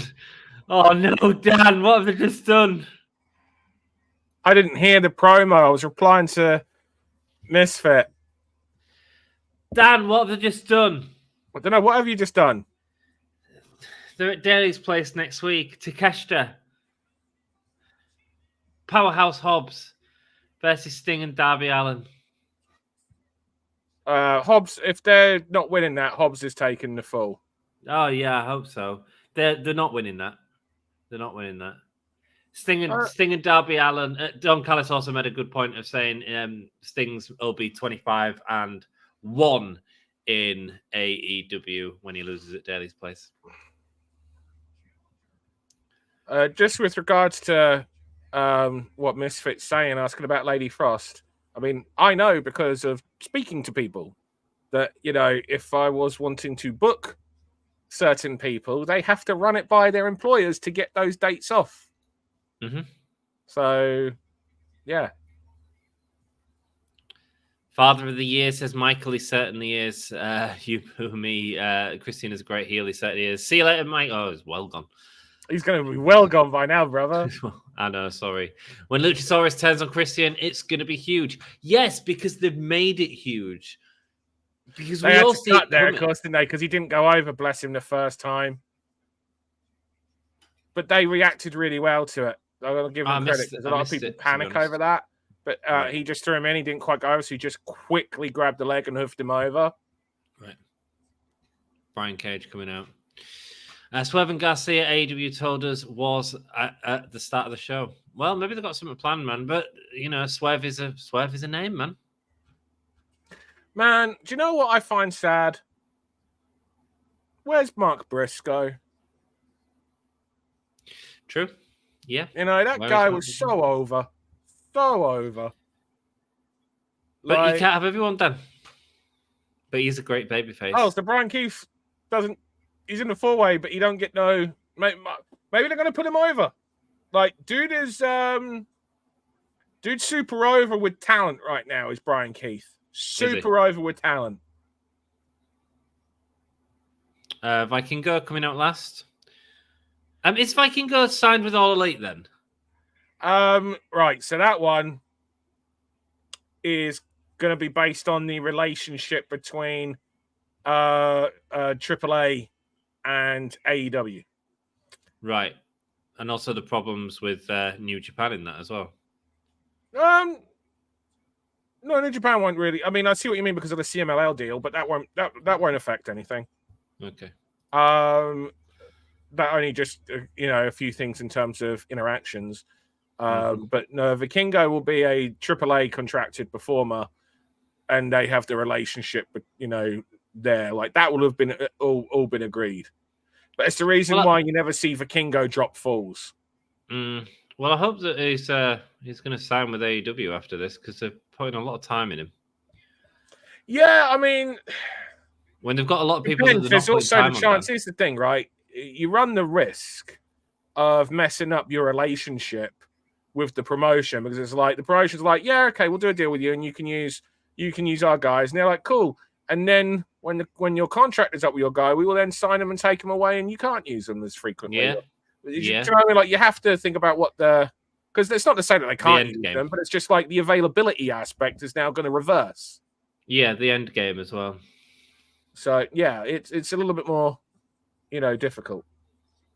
I'm with you, says Sassy. It's easy to get Takeshita over, put him in a singles match. Well, yeah, Jeff, man, I agree. That was the best match I've seen on Dynamite for. Is it? Because there was some really good Continental Classic matches as well. It was a great TV match. It was the reason we love AEW,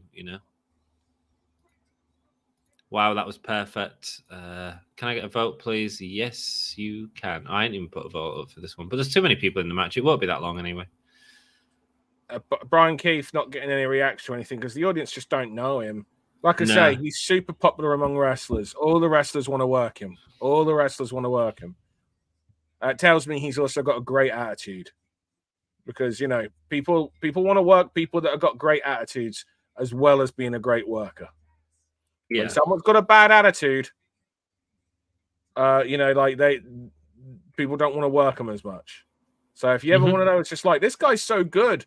Why isn't everyone raving about him? Probably because they've got an attitude and people don't want to work with them. There we go. Or because they keep on having to work other good people to look good. Derby matches, gets murdered, the majority come back and wins. Ha! Not that one. Not that one. Can't vote. I'm watching TV. Says Tiana. Yeah, man, me too. I couldn't give two craps about this, Dan. Who's? I'm assuming it's either Cage or Trent that's winning this. Who's Cage with? Swerve. Yeah, but it's more like you need someone. Whoever it's a match for Eddie to win. That's what we're setting up. Yeah. So Brian Cage is generally the guy that puts other people over when they need a win. Yeah.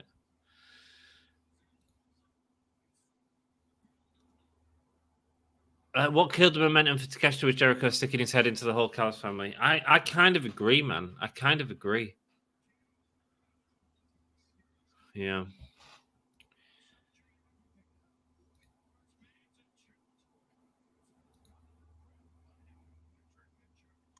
We're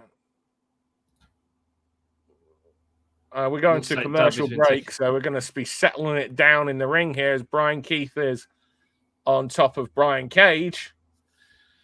Yeah. Looks like Darby's been taking lessons of Jay White's School of Drooling. He certainly has. Oh, look at this. Man, Brian Keith. Sorry, Brian Cage. Because Brian Keith ain't no little guy. I don't want Cody to beat Roman, says Deanna. Interesting. I don't think there's a better guy to beat him than Cody. Cody makes a business differences. Give it time. There might be. You know? Very, very... sorry? Just the reps that Brian Cage was doing holding Vikingo there. Oh, it's very house showy. Being Vikingo though, and you're just being jerked up and down that quickly, and then thrown. Horrible. Like these are things that make a difference to your body in how you're being whipped around, and then you've got to brace for impact on that bump.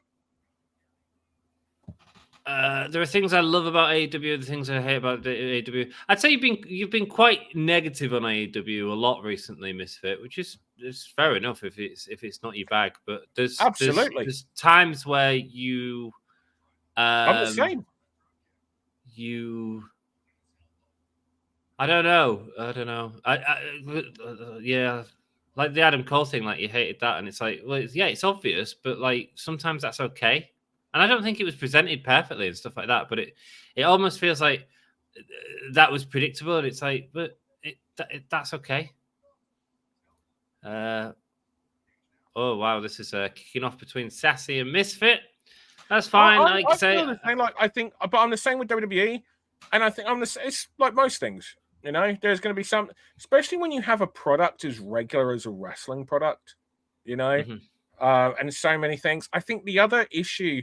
I think AEW suffers a little bit of what you were saying earlier with regards to, you know, the issues of who's perhaps more involved in certain things.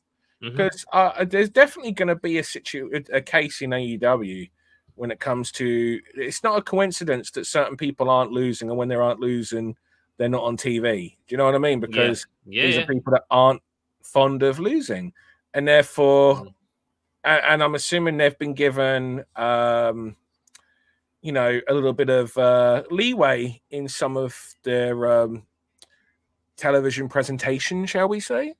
Yeah. Because I know some people have it, and I know some people have been offered it. Whether or not they've accepted it, I don't know. I don't know everyone's details, but you know, oh my God, Vikingo's so goddamn quick. He is, man. But he is.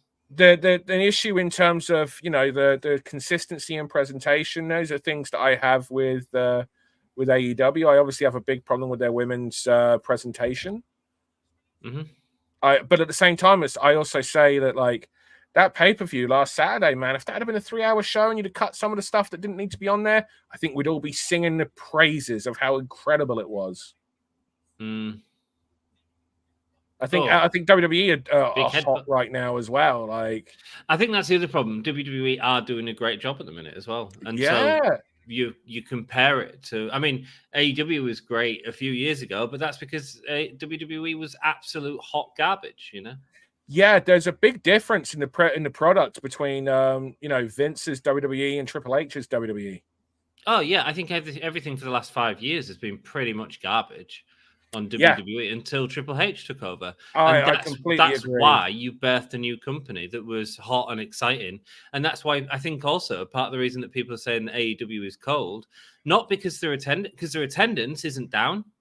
Their attendance is exactly the same as it was. It just hasn't grown.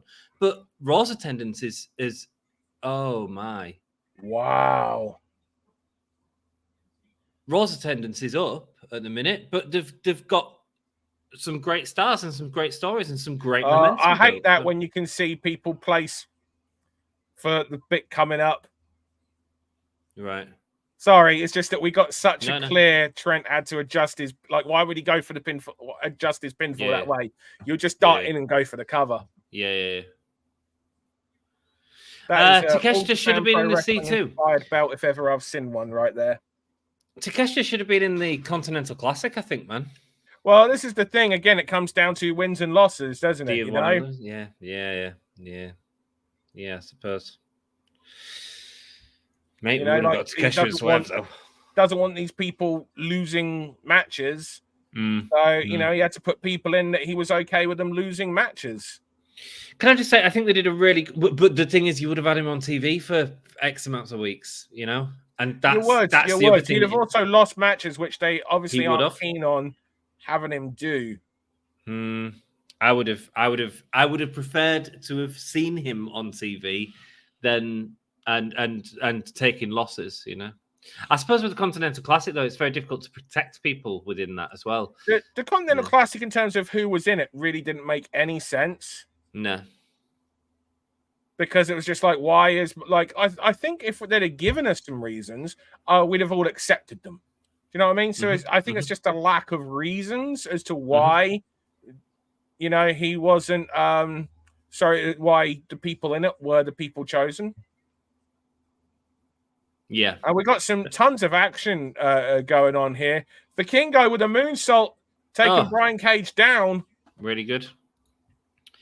Takeshita is so good, no matter face or heel. Reminds me of Naito in the early years. Yeah, man. Naito, excuse me. Oh, is Brian Keith getting the win?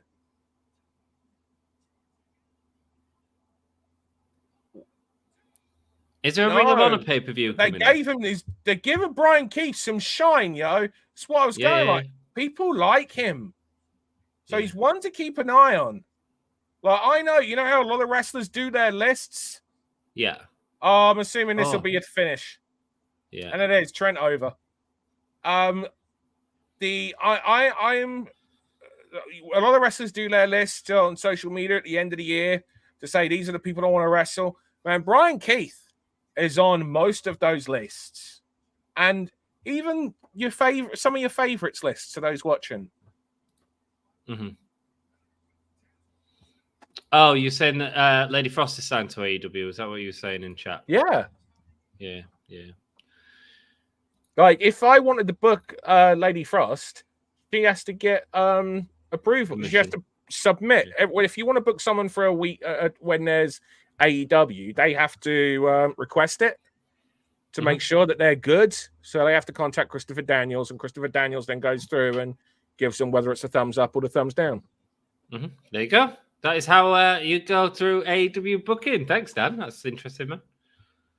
This is why I love you on the show. You give us a little bit of insight without giving away everything. And guys, I do appreciate Dan being on the show. Please make sure you subscribe to Pro Wrestling News. We do have a show happening on Friday. You can watch the first half of it for absolutely free on YouTube. So please support that on Friday night. Thank you very much. Yeah, this Friday. Oh, we got Hangman Page.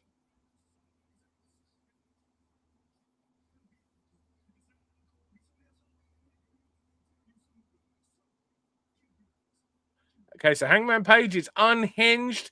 He's angry about the whole devil thing himself because they took him and he got blamed for things as well. And he's saying he's going to go for somebody tonight, which is good because, you know what, they need to pull him away from the Swerve story because it doesn't make any sense for him to not go after Swerve because of the nature of their match and the personal rivalry. And it is a personal feud. So, you know, you have to have something strong to pull someone away from a personal feud because you don't want Swerve losing right now. No, so this is a good thing. They've set something up so that you can pull Hangman away from Swerve and have it and therefore not have to do because there's no doubt in my mind that Swerve Hangman 3 is going to happen. Oh, but yeah, 100%. Not for a while. 100%. Yeah, you don't have to have it for a while. The other thing is, but the problem I've got with this, Dan, is we've just seen Adam Page come in at 15 minutes to the hour. We've still got another match to go, which is your main event of Swerve Strickland and Daniel Garcia, which is already not going to get much time because Swerve's entrance takes a bit of time, and you do Swerve's entrance because everyone loves the Nana dance. So... Yeah, I think it makes me wonder, though, is Hangman going to get in? Is it going to prove everything I just said to be wrong? Yeah, maybe. I hope not. You know, I hope not as well, because we don't need that yet. We don't need Swerve in that direction yet. We don't need both of them. Both Hangman should be getting some wins. Swerve should be getting some wins. 10% of people said Trent was going to win, and Trent got the win. Interesting that Vikingo. I'm interested that Vikingo. People thought Vikingo was going to win, which is interesting because, guys, Vikingo can't drop falls. So, like, if he was going to win that match, it would have meant that he had to drop a fall against Eddie Kingston, or it meant Eddie Kingston was dropping the titles that quickly, which that ain't happening. No. So it is our main event of Dynamite. I mean, I feel bad because it's like I'm spoiling it for people with how to figure this stuff out. Well, I think there's also a point of forgetting exactly all the intricacies and stuff like that, and so you just go with your own sort of fun. The vote is in chat for the next match, guys.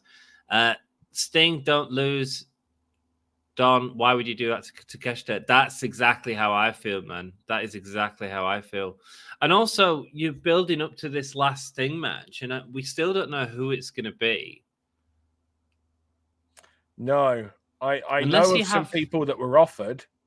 But it's not my place to say. No. I also know some people that it was like, it's a no. Oh, dude, this is a new background to Swerve. No, it's the same background. Say again? That's the same background. What, with the comic book strip? Yeah. Is it? Yeah, that's the same one, brother. Oh, look at the crowd. They're enjoying themselves, man. I thought it was a different Swerve's over. This is the thing, right? This is often one of AEW's biggest weaknesses is not capitalizing on someone when they're hot, but waiting for when it fits your time. But you have to sometimes just go, and this is what you were saying earlier about Joe. It's like, sometimes you got to go, look, this guy's hot. We got to capitalize on him. Imagine if WWE hadn't capitalized on Austin or The Rock. Yeah, well, exactly. Yeah, exactly. Yeah. Yeah. You can make the thing that, like, you can make the excuse of, well, they'll still be, if they're really over, then they'll still be over. It's like, but not if you're not jumping on it and rolling with the fans being hot on it. You know, like, you have to capitalize at times. You do. You certainly do. You can have these long plans, and I get that, but you've also got to listen sometimes.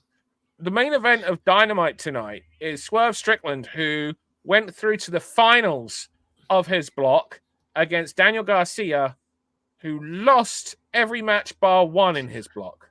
Yeah, but he also won the... I know he got the win in the All-Star match. The pay-per-view. Yeah. I know he got the win in the All-Star match, but it's just like, really? We saw the guy lose like 5-6 weeks in a consistently. Row. But if you watch Collision, which not many do. Well, it's still part of his character's story and arc, and it's still part of like how an audience perceive him. I just don't get the booking of Andrade other than we're really trying to keep him. I'm trying to keep him by showing him that this is how I'll book you. I will book you as a top guy. Look at the respect I'm showing you. As even on your way out, you know, I'm going to do this for you. So don't you want to stay? That's all it says to me. And I'm just like, bro, I think it might be more about other. I think it might be more about more than Andrade. I think TK doesn't like to lose people. No. To WWE. No. But I also, well, maybe that's part of the reason the money's got out of hand as well, because he really don't want to lose people. Yeah, no. I mean, we don't know people's financials, but like, it certainly would, you know. And I just think that's like, you know, Andrade should have been doing the honors on your way out the territory. Yes. You know, it makes some guys, because it's like, he didn't make Miro. Miro's no more. No one can tell me that Miro is over more as a result of beating Andrade than he was before. Yeah. Because he's not. And who else? Who did Andrade lose to? Oh, well done, Garcia, for getting back into that position. Oh. I also don't think that, you know, many people that he lost to him, but I think Garcia would have really got the most from it. I think I know they're in different blocks, but if it was in TV in a different way, another format, a Mark Briscoe would have got a lot from beating Andrade. Yes, he would have done. Yeah, you're right. Dan, is there any chance that Sting and Darby lose next week? Yeah, I would say so. You've got to... I mean, Sting and Darby have never lost. Yeah. In the 4 years he's been there, or 3 years he's been there. Could this be the setup for Sting versus Darby? Well, here's the thing, right? Sting and Darby, I'll be careful here. Sting is involved, obviously, in his last match. Yeah. In who the person is. Sting and Darby are generally tight. Yeah. So, to me, that's the match. But Darby's style, I don't know how you would put that match together. That's a difficult one for me to visualize based on, because so much of what Darby does is being thrown around and being the underdog babyface who's got to come back. Yeah. And Darby coming back against Sting and Sting's retirement match, Darby playing the sympathetic underdog role in Sting's retirement match, like that doesn't fit right. No. Maybe you could do that on the show in the lead up. Maybe they could agree after, but I don't know who you do with Sting's last match. I genuinely don't. I just say it needs to be someone that everyone hates, that has some sort of history. And oh, mate, I mean, okay, we're building up the dance off between Garcia and Prince Nana. Yeah, holy chip chance. This is wrestling. Wrestling is personality. Everyone goes on about sports entertainment versus wrestling. It's one and the same. It's all the same. This should be a count out by now, no? Probably. Does it matter? I just want to hear Cornette talk about it. Everyone's favorite bum. Through Body Slam claims she signed with AEW, so I have no clue anymore. There you go. And CML, right? I mean, fine if you CML and AAA are wrestling on the same show or matches for AEW. Cool. Nana getting involved with Garcia. Big boot from Swerve. Oh, they must have an overrun here.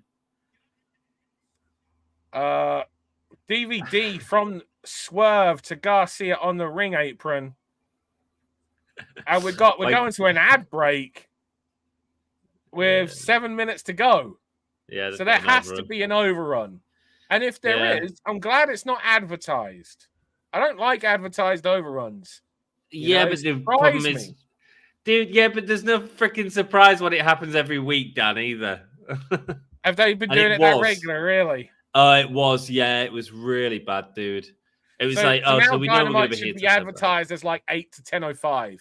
No, and then Alvarez was getting upset because he was like, my recorder stops, and Cornette was like, everyone's been pissy about it. And then so Tony Khan took the option to advertise that they were doing an overrun, which then people get pissy about. So it's just he's in a can't win situation.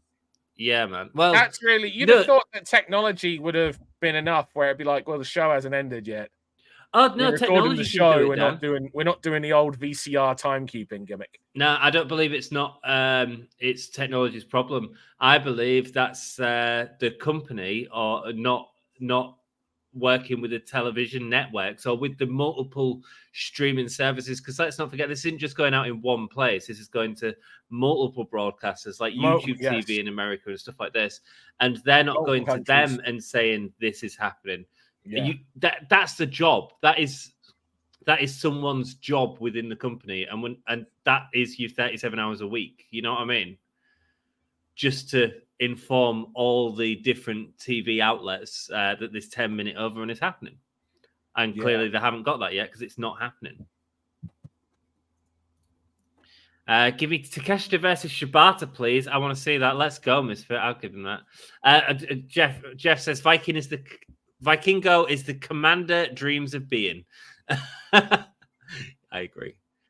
Commander is young, give him time. And he's got time, man. He's got time. Shibata broke his ankle. That's awful. I thought it was Ibushi. Has Kota Ibushi broke his ankle? Yeah. You're joking. No, you reminded me. I meant to message him earlier. Man. Just going to check. How did that happen? I don't know. don't know if it was in a match or not. I've read multiple things. I'm just gonna. Yeah. But I meant to check on him, see how he's doing. Jesus. He can't get a break, man. He can't get a break. Just sounds with a. He can. That's the wrong one. Oh, break a leg, old boy. I get those guys mixed up sometimes. Shibata, I think, has visa issues. Okay. But I still want Takeshita versus Shibata. I was never a big Brian Cage guy. I don't know why. I think he's really good. I think he's really good in his role, to be honest with you. I think he's just. I understand though. What Misfit's saying, because but I don't put it down to him as a performer. I think it's just down to the presentation. He's kind of got it again. He's that jobber to the stars guy. When they need someone to get a win over a big guy, they here comes Brian Cage, and Brian Cage will have a good match with them as well. But if you don't buy into the person winning, it's hard for you to buy into the match. It's similar to Bishop and to Lance Archer, but I disagree with you saying Brian Cage is a jobber to the stars. I think he's a jobber to the lower that's going into the mid-carders. Lance Archer is a perfect example. Again, another one. Yeah. That we need to put over a small guy, we'll have him beat the big guy. It's just like, well, can you have the big guy actually beat some guys first? Not just, some guys that are like we normally see on Dark. Can we get some consistent presentation of the big guy? Yeah. Because the big guy just now looks like a big doofus who falls for the same thing. Everyone has info about. Does anyone have info about the Jericho saga? No, I have nothing official. What I will say about the Jericho thing is that Twitter is a thing. A lot of people are calling out for Jericho to be hung at the moment, hung, drawn, and quartered. And ultimately, I think any accusations that are made over things such as Twitter, and bearing in mind, there's not necessarily accusations, but also reactions to other stuff that people are reading into. So people are already making up their minds. And actually, it's for the company to sort of investigate that to the best of their ability. And don't forget, this company doesn't necessarily work with everyone that's within the company. And the people that don't work within the company may also have ulterior motives to get for that as well. So it's a very tricky situation that I think the fans are like, let's hang him. And I don't think we have the details yet. No one outright and has come out, to my knowledge, and said this has happened. From what I've seen, it's people reacting to stuff, and people have noticed the reaction and gone, cool. But we don't know the backstory behind that, and we don't know Jericho's side of the story. And every human being deserves an opportunity to defend themselves.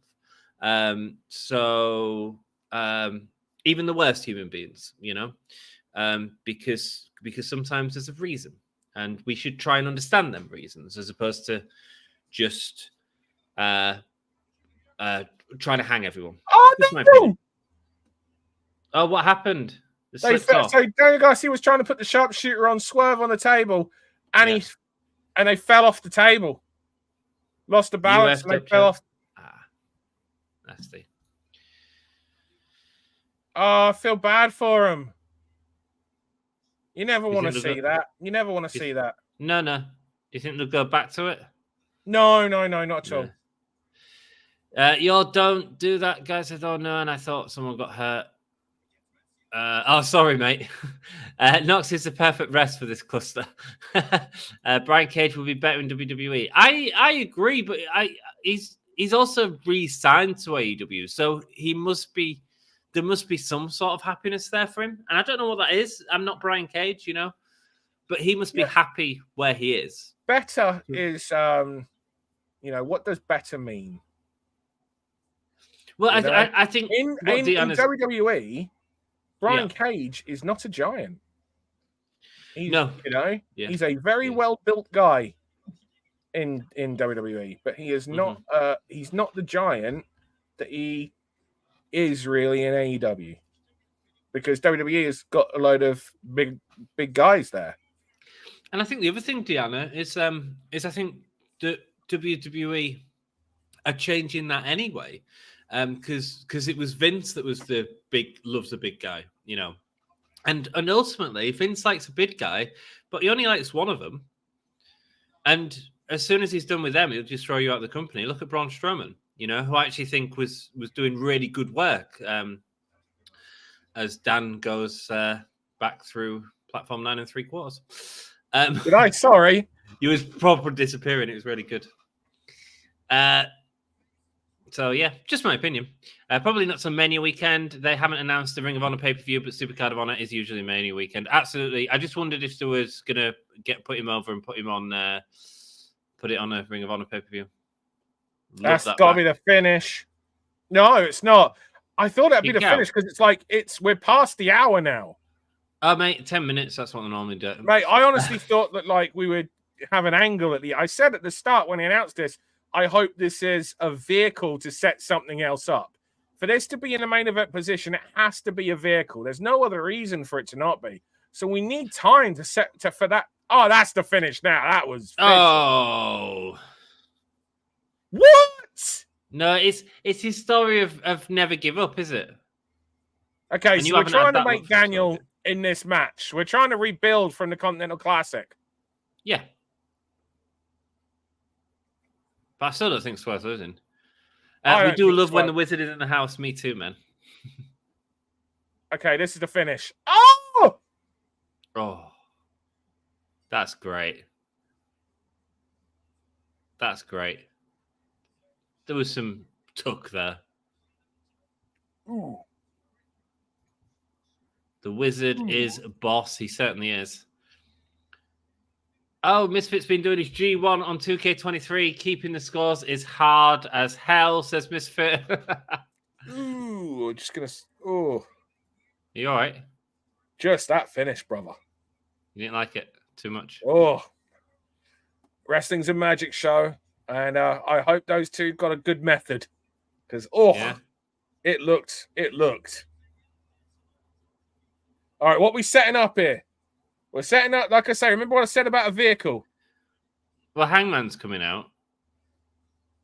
Here we go. The handshake. And the ball hit from Nana. Here we go. It's Matt Menard coming out. Matt Maynard? What's his freaking name? Daddy Magic Mac? The crowd not jumping. They're not getting behind this because they don't believe in Daddy Magic. No, Daddy Magic not getting there was, and also his stuff just wasn't look. It wasn't bump and feed. It was hockey fight, but not in a good way. No, we're going straight to Hangman now. He's looking hairier though. Could he turn heel?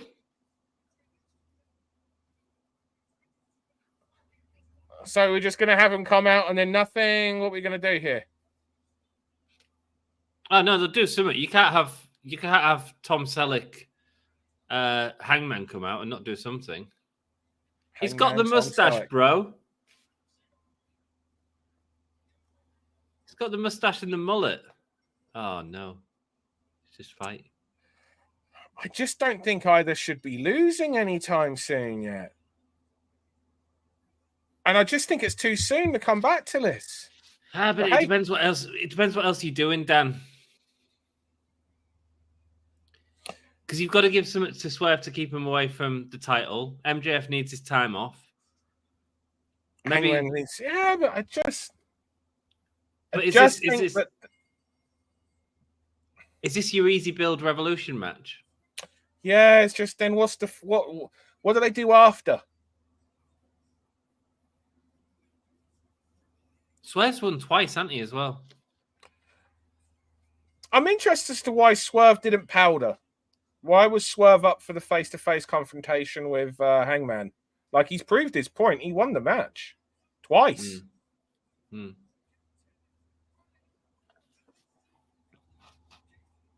Okay, yeah, good collision. FTR versus House of Black. And Trent Beretta and... FTR and House of Black and Eddie Kingston and Trent Barrett. That'll be a good match. Hell yeah. Really, really good show. I'm going to get through some comments real quickly, Dan, while you're messaging away. Did Hangman just drop a promo that you would have at the beginning of the show with 15 minutes left? Yes, he did. And I wonder what the purpose of that was. I don't know what the purpose of that promo in that position was. Very strange. I agree with you, Jeff. Yeah, I don't want them to go back to Hangman Swerve for a while till Swerve wins to the title to go back to it. That's good, Misfit. That's what I assumed it would be the case. I agree.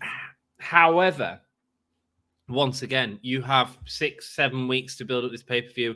Is this an easy stopgap? Have they got bigger plans for Swerve in the future? Do they need them 7 weeks to tell a story? Do they have bigger plans for Hangman Adam Page? Do they need Hangman to get the win to go after Samoa Joe? I don't know what the answer is, but I'm not necessarily going to shit on it straight away. Do you know what I mean? Yeah. Ric Flair was apparently cleared to wrestle. I don't want to see Sting versus Flair in 2024. No, I don't know. I think it's right. Ant's right. They used a darker entrance graphic with Swerve in a schemat, black and red lettering, says Jeff. There we go. So even Tony Khan's just handed the mic to Daniel Garcia for some promo stuff in house. Garcia. Yeah, cool. He just said thank you and then walked off. Just literally said thank you, handed the mic back to Tony and walked off. And Tony's literally like this. Like this isn't part of the fight stream, by the way, but there you go. This will be your thing. Prince Nana is my manager in 2023. Yeah, man, him always does great shit though. Look at what happened with LA Knight. Who knew that would be huge? This is a good point. I mean, I think that is it. And you got to jump on that. Yeah, you have got to jump on it. And actually, LA Knight is a guy that they have jumped on enough and the right amount as well. Because I actually think you can't always just go with the crowd favorite. Sorry, Tony Khan's now going on about the movie Time Cop.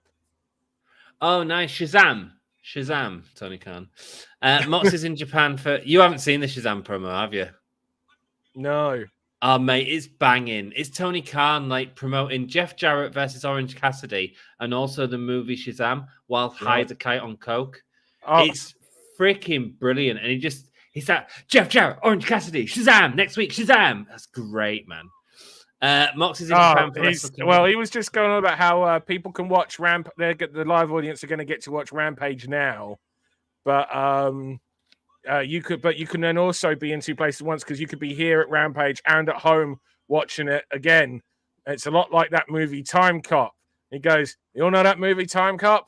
And then there's just muttering, and he's like, "It's a really good movie." I think this stuff with Garcia is setting up him getting into BCC. There's certainly a story that could play there. I agree, Misfit. I see him in a feud with Brian.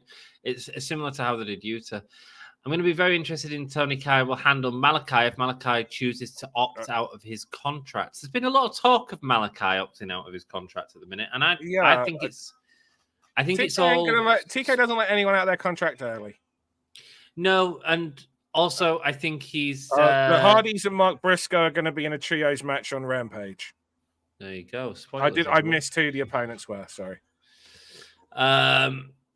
Sorry, private party, so they can explain why he's just left Matt and Jeff Hardy. Malachi, there's been a lot of internet talk at the minute. Again, it's one of them speculatory things where people have realized he's not been in a singles match, but he's also been nursing injuries, and he's been trying to do this thing with House of Black, which has been playing out weekly on TV on Collision, and is one of the major reasons to watch Collision. So I think there's a lot of speculation about Malachi Black leaving his contract. I think it's internet speculation. I don't know what this story is about Andrade being let out early. Right. No, he punched Sammy Guevara backstage to get let out early, and they said no. Yeah, I was going to say, he let Andrade out early. Like, the people I know there don't think that's the case, so I'm going to trust those over any wrestling journalist. There we go. And there's so much in the wrestling journalism world at the minute. Mate, you know my thoughts on wrestling journalists. Mate, I can't stand the two on your channel. they're just talking. There's so much like shit that people are just reporting. Like, and it's also just the fact that most wrestling journalists seem to believe that their thing is above others. And it's just mate, and very few wrestling journalists know what they're on about. Do you know the AEW media scrums? When they're painful. No one asks a fucking serious question. Like, to be fair, the way they went about it was a little bit painful, but there were a few that at least like 3 journalists did have the balls to ask about Jericho. But why wouldn't you have the balls, man? Like, get up there and ask the questions. You're absolutely right. I find the WWF ones to be far more painful. I'm not trying to whatchamacallit, the AEW ones, because they're cringe as well. Yeah. But I do find the WWF ones to be just so like the only time that I've seen a serious question asked was the one time that Brandon Thurston got to ask a question, and he asked a good, serious business question in WWE on the WWE one. And I don't think I don't know if he's been at once, but I haven't seen anyone from WrestleNomics be called to ask a question since. WrestleNomics have done AEW ones several times, but that's the problem, man. But at the same time, why give a shit? Like, if I was there, I'd be saying, like, what are you doing with your women's division, and why aren't you doing this, right? And guess what? That gives him an opportunity to answer properly, yeah. And it ain't gonna do me any harm. I won't get invited back to the next conference, but do you know how much more attention I'd get from actually asking a proper question? If you are known for being someone that asks, as long as you're respectful and you ask a question 100%. And there's a logic behind the question, and you're respectful about it. If you are then not brought out, if every journalist is then not, credentialed, it's going to be clear that the only people that are getting credentialed are the ones that are offering puff pieces. And surely then people would call that shit out. Yeah. Is it Ariel Helwani? Is it? Sorry, my friend? Ariel Helwani? Ariel Helwani, yeah. He can't get credentialed at UFC shows, yeah. So WWF has started using him as sort of the thing because he asked Tony Khan some bloody proper questions. He did. And so WWE went, "Oh, we like this guy because he's thinking," but he genuinely asks like the hard question, but like does it in a respectful way, you know. And I'll be sat on a couch talking to Sami Zayn, saying, you know, how do you feel to be here? You know, you're in this great push with Roman Reigns. Oh yeah, that hasn't always been the case. Yeah. You know, I just saw Misfit say, "Don't be Steve Full and waste a question to Io Sky about Taylor Swift." Man, he asked a bullshit question at the AEW scrum on Saturday night as well, and I saw him do a tweet, and this is the only reason I knew. It's the first time he came up on that For You part of Twitter, and said, and he actually said, "Hey, I know people want to ask the question referring to the Jericho thing, but I just don't want to be that guy." And it's just why? Are you a journalist or what are you then? And he asked, and I forget, and you know that shows you the level of question he asked. And maybe someone in chat remembers, but his question was a bullshit question, a AEW thing, and maybe his thing is, "Hey, look, I make fun pieces. I'm not a serious journalist." In which case, fair. If you're going in there with the idea of like, I'm just a fun, do you know what I mean? Like, if it doesn't suit your brand, but you know, like if you're also at the same time acknowledging that you should be asking a question. Dude, is there any other sport, right? And sports entertainment, whatever. Is there any other sport where you would have journalists going in asking these bullshit questions? If there was stuff like sex allegations going on, do you honestly think that any, you know, or any sort of misconduct, yeah? If there was, if it was any other sport, is there any other sport that would dance around it in the way that we do about wrestling? I know. Sorry, I just seen it's Kip Sabian and Butch and Blade against Mark Briscoe and the Hardys, by the way.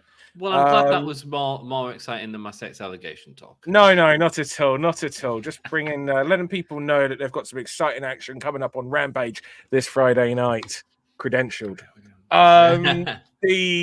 You're absolutely right, and I feel that everyone has been kind of doing this because, like, Dana White is the reason for why we get these post-show scrums, really, more than anyone else. Is it not New Japan? I thought it was New Japan. No one pays attention to New Japan on the Western side for that. Do you know what I mean? Like, they're copying the attention that Dana White was getting from his post. That's the reason why he was doing them. Okay. But Dana is also the guy that took the credentials from Ariel Helwani away. So I think there's several messages that were sent there, because you do get some decent questions asked at the UFC press con, but you also get the equivalent of the Taylor Swift comment as well. But generally, Dana kind of, like, if it's too ridiculous, he'll kind of point out that it's a bit ridiculous. That was a Taylor Swift booking. Also, like, what do you think of this? Yeah, no, I think it's good. I think, and so I think the messages are also sent, and I'm sure that some people hear, but we haven't had the drama on a WWE AEW press conference that we had with UFC in terms of people having their credentials taken away. So I think the option is still there for people to be respectful in asking hard questions, and we did get that. But it was a bit cringe in the way that a couple of them went about it. Because you could tell they're also afraid. They were afraid. And it was so clear on asking the Jericho thing that they were afraid. Why are you afraid? Because they're afraid. Because they're afraid that they won't get in the next time. That's what it is. You're absolutely right. But which in itself brings a point up. Just realised that, by the way, the question that we've got up on screen isn't relevant to what we're talking about. But for anyone that's confused that are just joining in going, this doesn't sound like, we are talking about the allegations. I think the fact that they're afraid really kind of says, what the situation is, and that in itself is a problem. Because if you're a member of that the company, wouldn't you look to, that's got all those allegations and all that drama going on, wouldn't you have something prepared to answer and welcome being asked that question, so that you can respond to it? I think a lot of people's problem with the way that TK replied to it is he never, in a lot of people's minds, he didn't reply directly enough with a yes or no answer. It's because he didn't look in the eyes, because he had the sunglasses and the hat on from Tony still. I felt so bad, because it's just like he was in a can't win situation, because when he puts that on, he either takes it off and kind of like disrespects her a little bit, or he plays along, and I think he was so focused on just giving the right answer at that point that he completely forgot he looked like a twat. It was great. I was so entertained. I was pissing myself when that got asked. Dance off with Nana and Garcia is something I didn't know I needed. When they do advertise, they overrun. They never do it. I wish they would. Ibushi's broke his wrist too, says Miss. Yeah, I had heard that. I've messaged him. Has he been? I obviously training to climb Everest with Darby. I obviously haven't done it in an official capacity. Do you know what I mean? So I can't really don't comment. But, don't. Yeah, those were the words that were going around beforehand as well. Yeah, there we go. Happy New Year, says Chris. Happy New Year, Chris. Thanks for saying hello, mate. Nice to see you.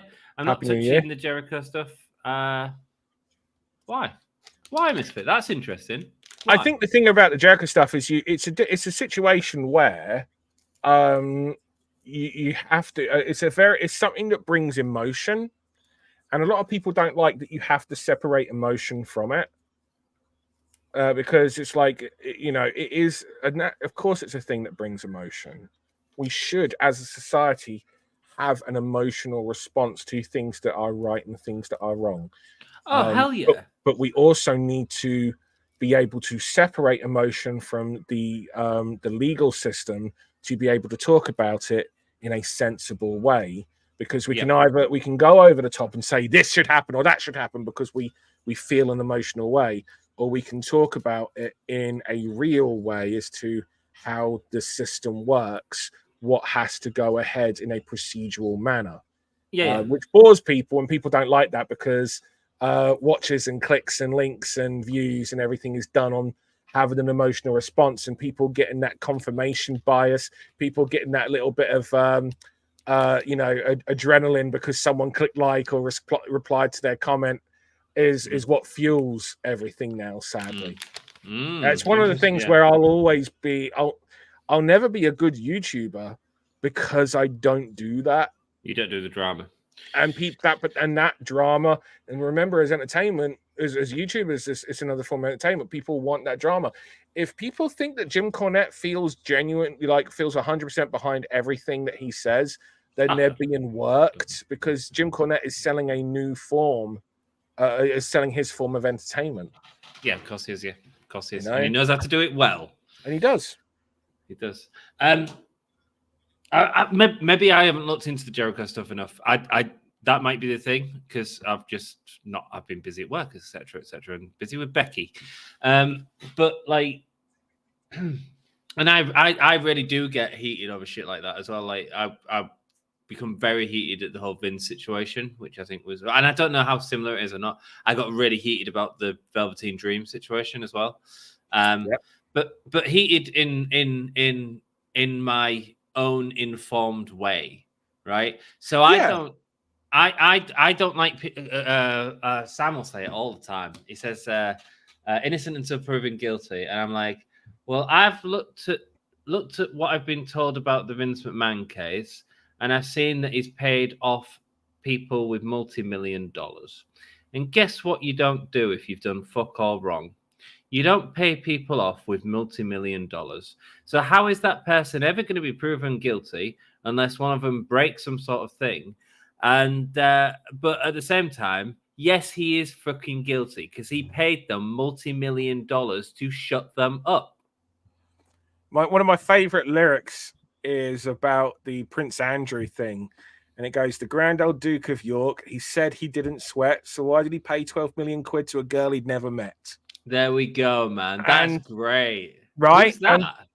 I can't pronounce, because even YouTube doesn't like this word. But it's the do you remember there was a footballer called Stefan Kuntz? Oh. Right? And it's with a K. You know. All right, cool. Cool. Okay. And they're a good little some people wouldn't call them punk, but you know, punk has many forms, and they're a good band. Oh hell yeah! So, and yeah, the song is called Prince Andrew is a Sweaty No. I like it. Yeah. It's great. It's like they're a really good band. They're a really good political band. I say, you know, not listening to political, but a lot of stuff they do is. You know, there's some anti-Tory stuff on there as well. Which just cools out. You'll dig them, brother. You'll dig them. Oh, you know I will, and you know I'll check them out as well.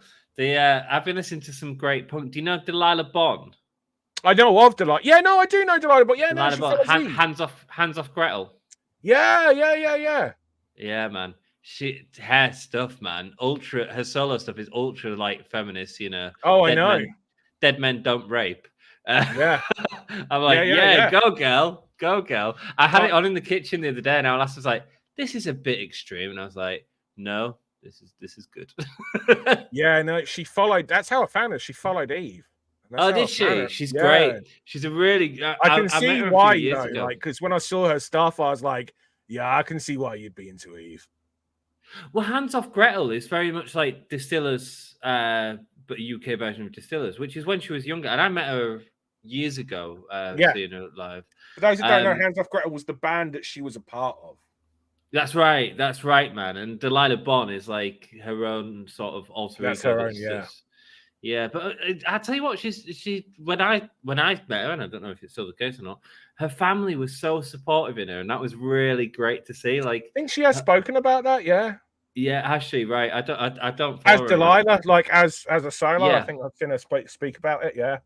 her mum and dad was so, or certainly her mum, from what I remember, was so supportive and there at the show and ensuring that this young girl wasn't in a position to be taken advantage of. But then I listened to the Live Bonds lyrics and I'm like, Jesus Christ, this girl's been through some shit. But very interesting, very cool woman. Remember, sorry, we'll get through some comments and then we'll disappear. Remember when Lance Archer, if you're all enjoying it, give me like a fire in chat or something, because we're just ranting now. Remember when Lance Archer had those great promo vids with Jake Roberts back in the day? If you haven't done already, it's useful. Give us the likes. Oh, hell yeah, it helps out, man. Now he's the first big man on the top rope in a 20. Yeah, exactly, man. And Lance Archer just comes back and gets a pop, but he's the slightly elevated Brian Cage is all Lance Archer is, and that's because he's had a few more main events. But at the same time, you need that person in the company as well. Nyla Rose is the women's example of that in the division. Oh yeah, and that's such a shame because Nyla Rose is so much better than when she had the belt. Like, yeah, man, and not just that, man. Like, she's so funny on Twitter. Yes, like, she's the best on social. She's the best on Twitter.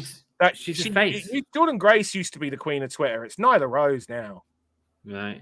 But again, like she's just not that. They need that body type for that heel, and that's what they're doing. That's what they're doing with her. Yeah, so, Swerve was too far off the edge of the table. Oh mate, I missed it.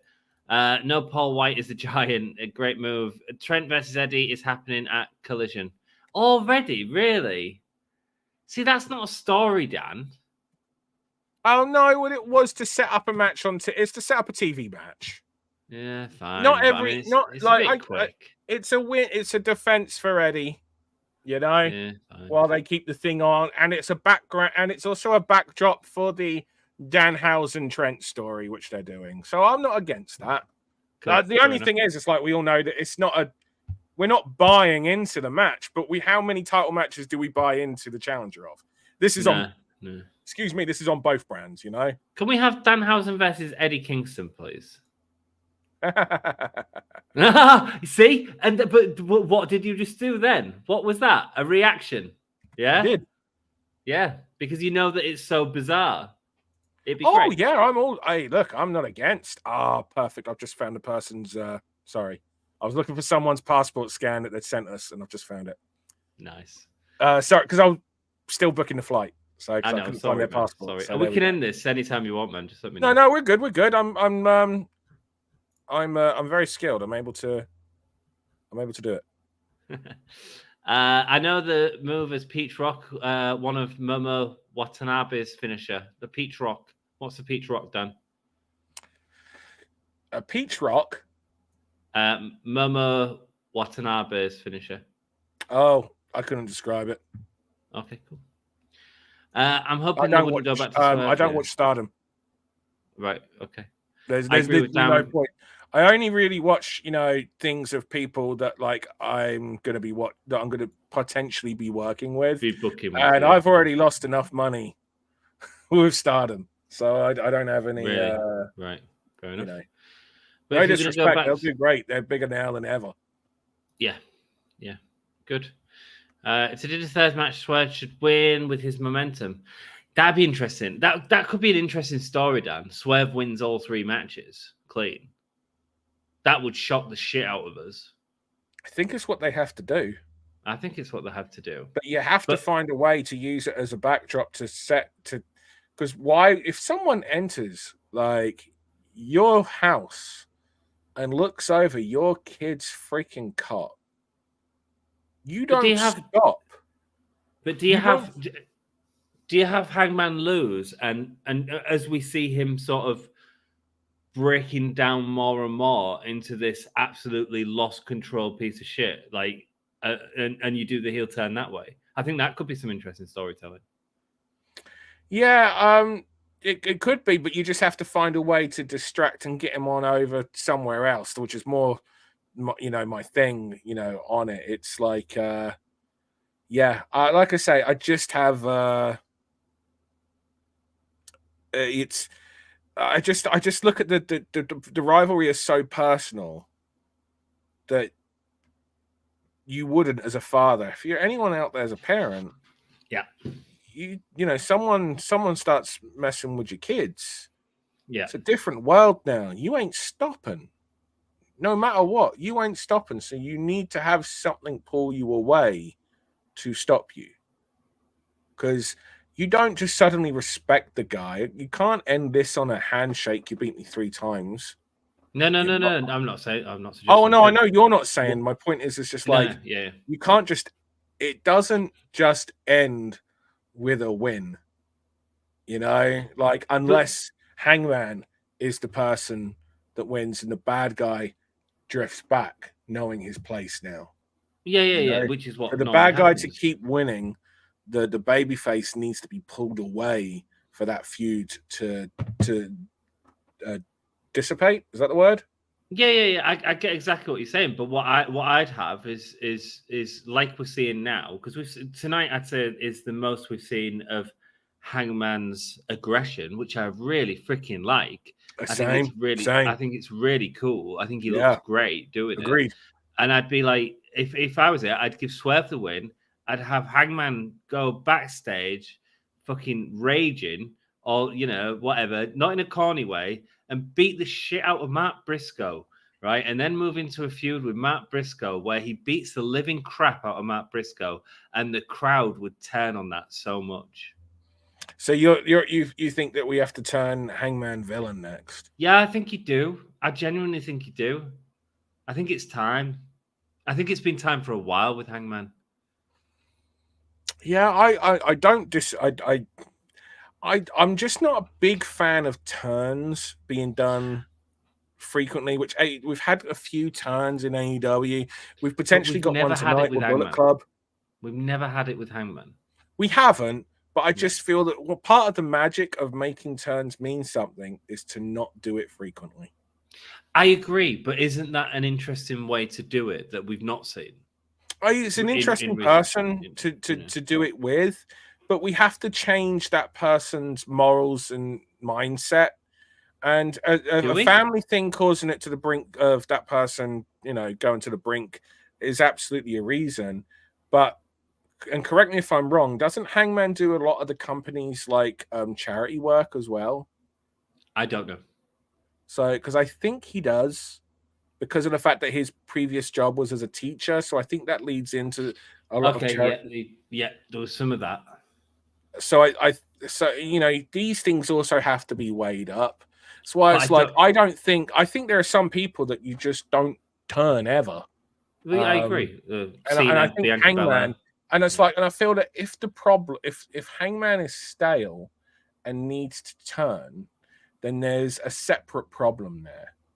When the problem comes down to either creative from the booker or creative from the talent, because we should be able to find a way to make someone not feel like the only thing there is to do is to do the obvious, because that's what turning someone is. And turning someone is always the obvious and the easy.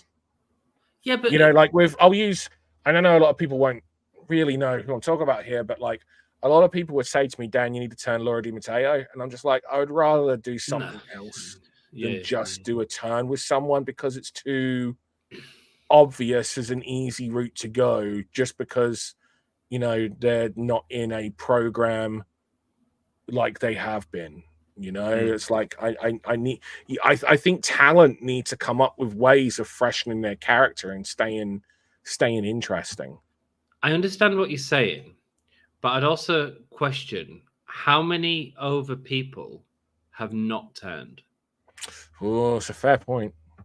And I think a lot of people have turned. Well, exactly. There's been a turn at some point, and it's generally when they go heel that boosts it back up, so that when they're a babyface, they become even bigger. There's only two people I can think of, and it's Cena, obviously, as the biggest example, and Bianca Belair. Is she not villain now? I don't watch the product. I'm pretty sure she's villain. I could be wrong. Chat, let us know if Bianca's villain now. because I know the tag team she was with a villain now. So I made the perhaps wrong assumption in believing that she was villain now as well. See, I didn't think you'd ever turn her because of her, because of the. I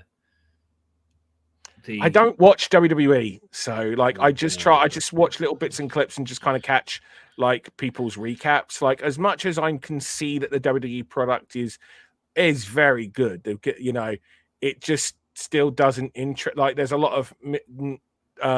of lack of connection from character to me emotionally, so I still don't really very little kind of really makes me go, oh, I want to watch that. I will watch the Rumble because it is the Rumble, and I always say I will watch the shows, and it's up to WWE at those points to then try to keep me watching.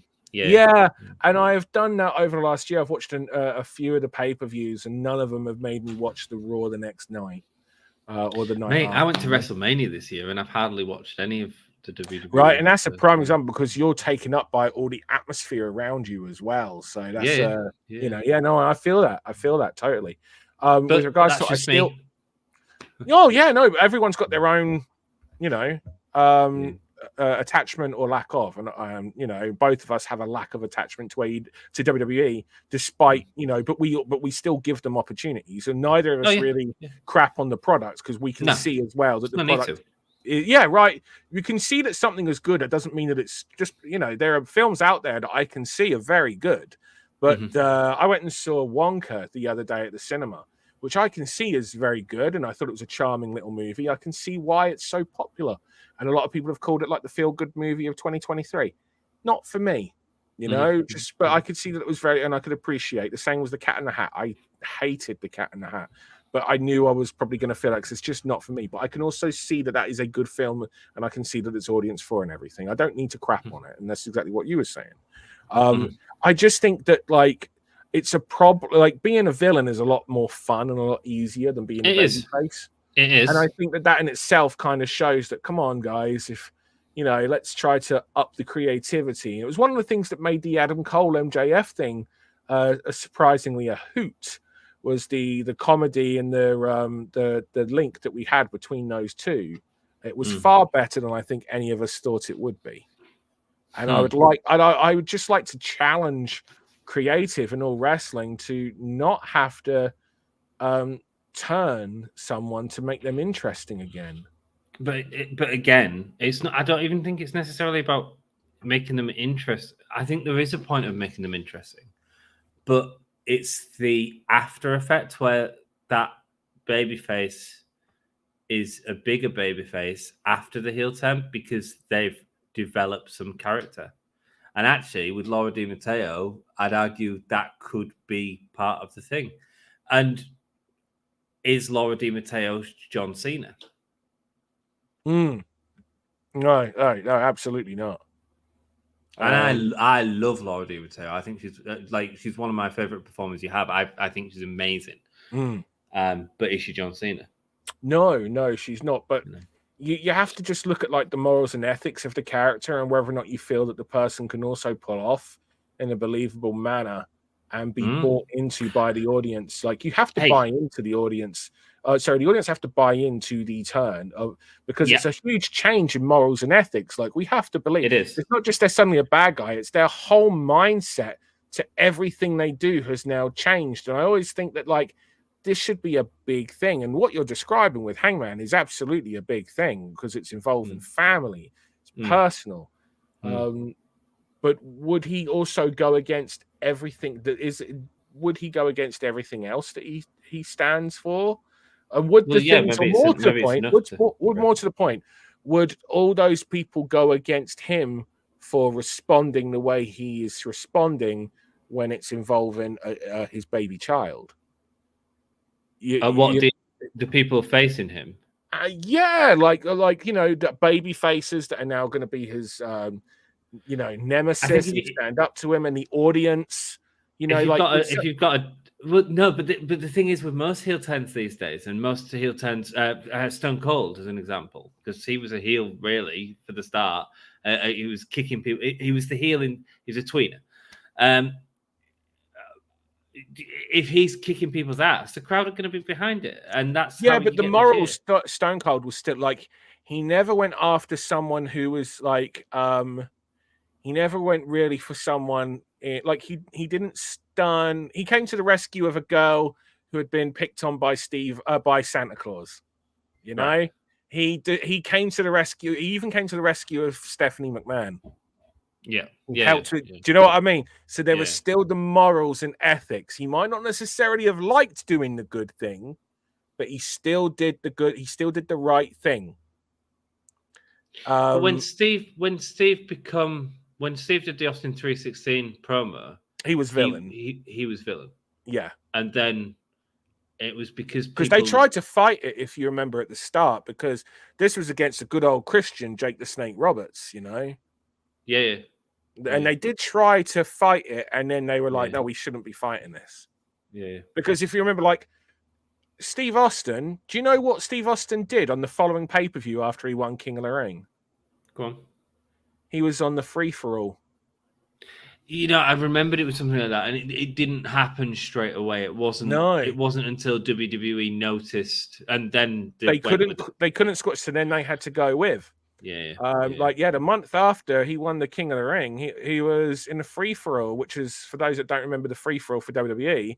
That's the buy-in, as AEW called it. What did WWE call it now? Just a countdown show or something? Kickoff show. Kickoff show. There you go. So he was on the kickoff show against Yokozuna. Like that was, and it was like a few-minute match that he won when I think the top rope broke when Yoko was going for his finish, and then he dived on top for the pin. 1, 2, 3, and that was. So, you know, I feel like we're kind of gone on a ray there, but sorry. No, that was me. No, it's both of us. But I'm just interested in the Di Matteo thing because you've got to be resistant to that. You've got to, and I see why. But I think you've also got to be able to buy into believing that person. Okay. And I think so it's not quite a straight on, because I do believe that people would buy into Hangman, but I also think that there are enough people that just kind of like Hangman and don't want him to be a villain, bit Ricky Steamboat-ish. They'd rather him be the kickoff. They'd rather him be the kick-ass good guy. I think the CM Punk thing hurt him.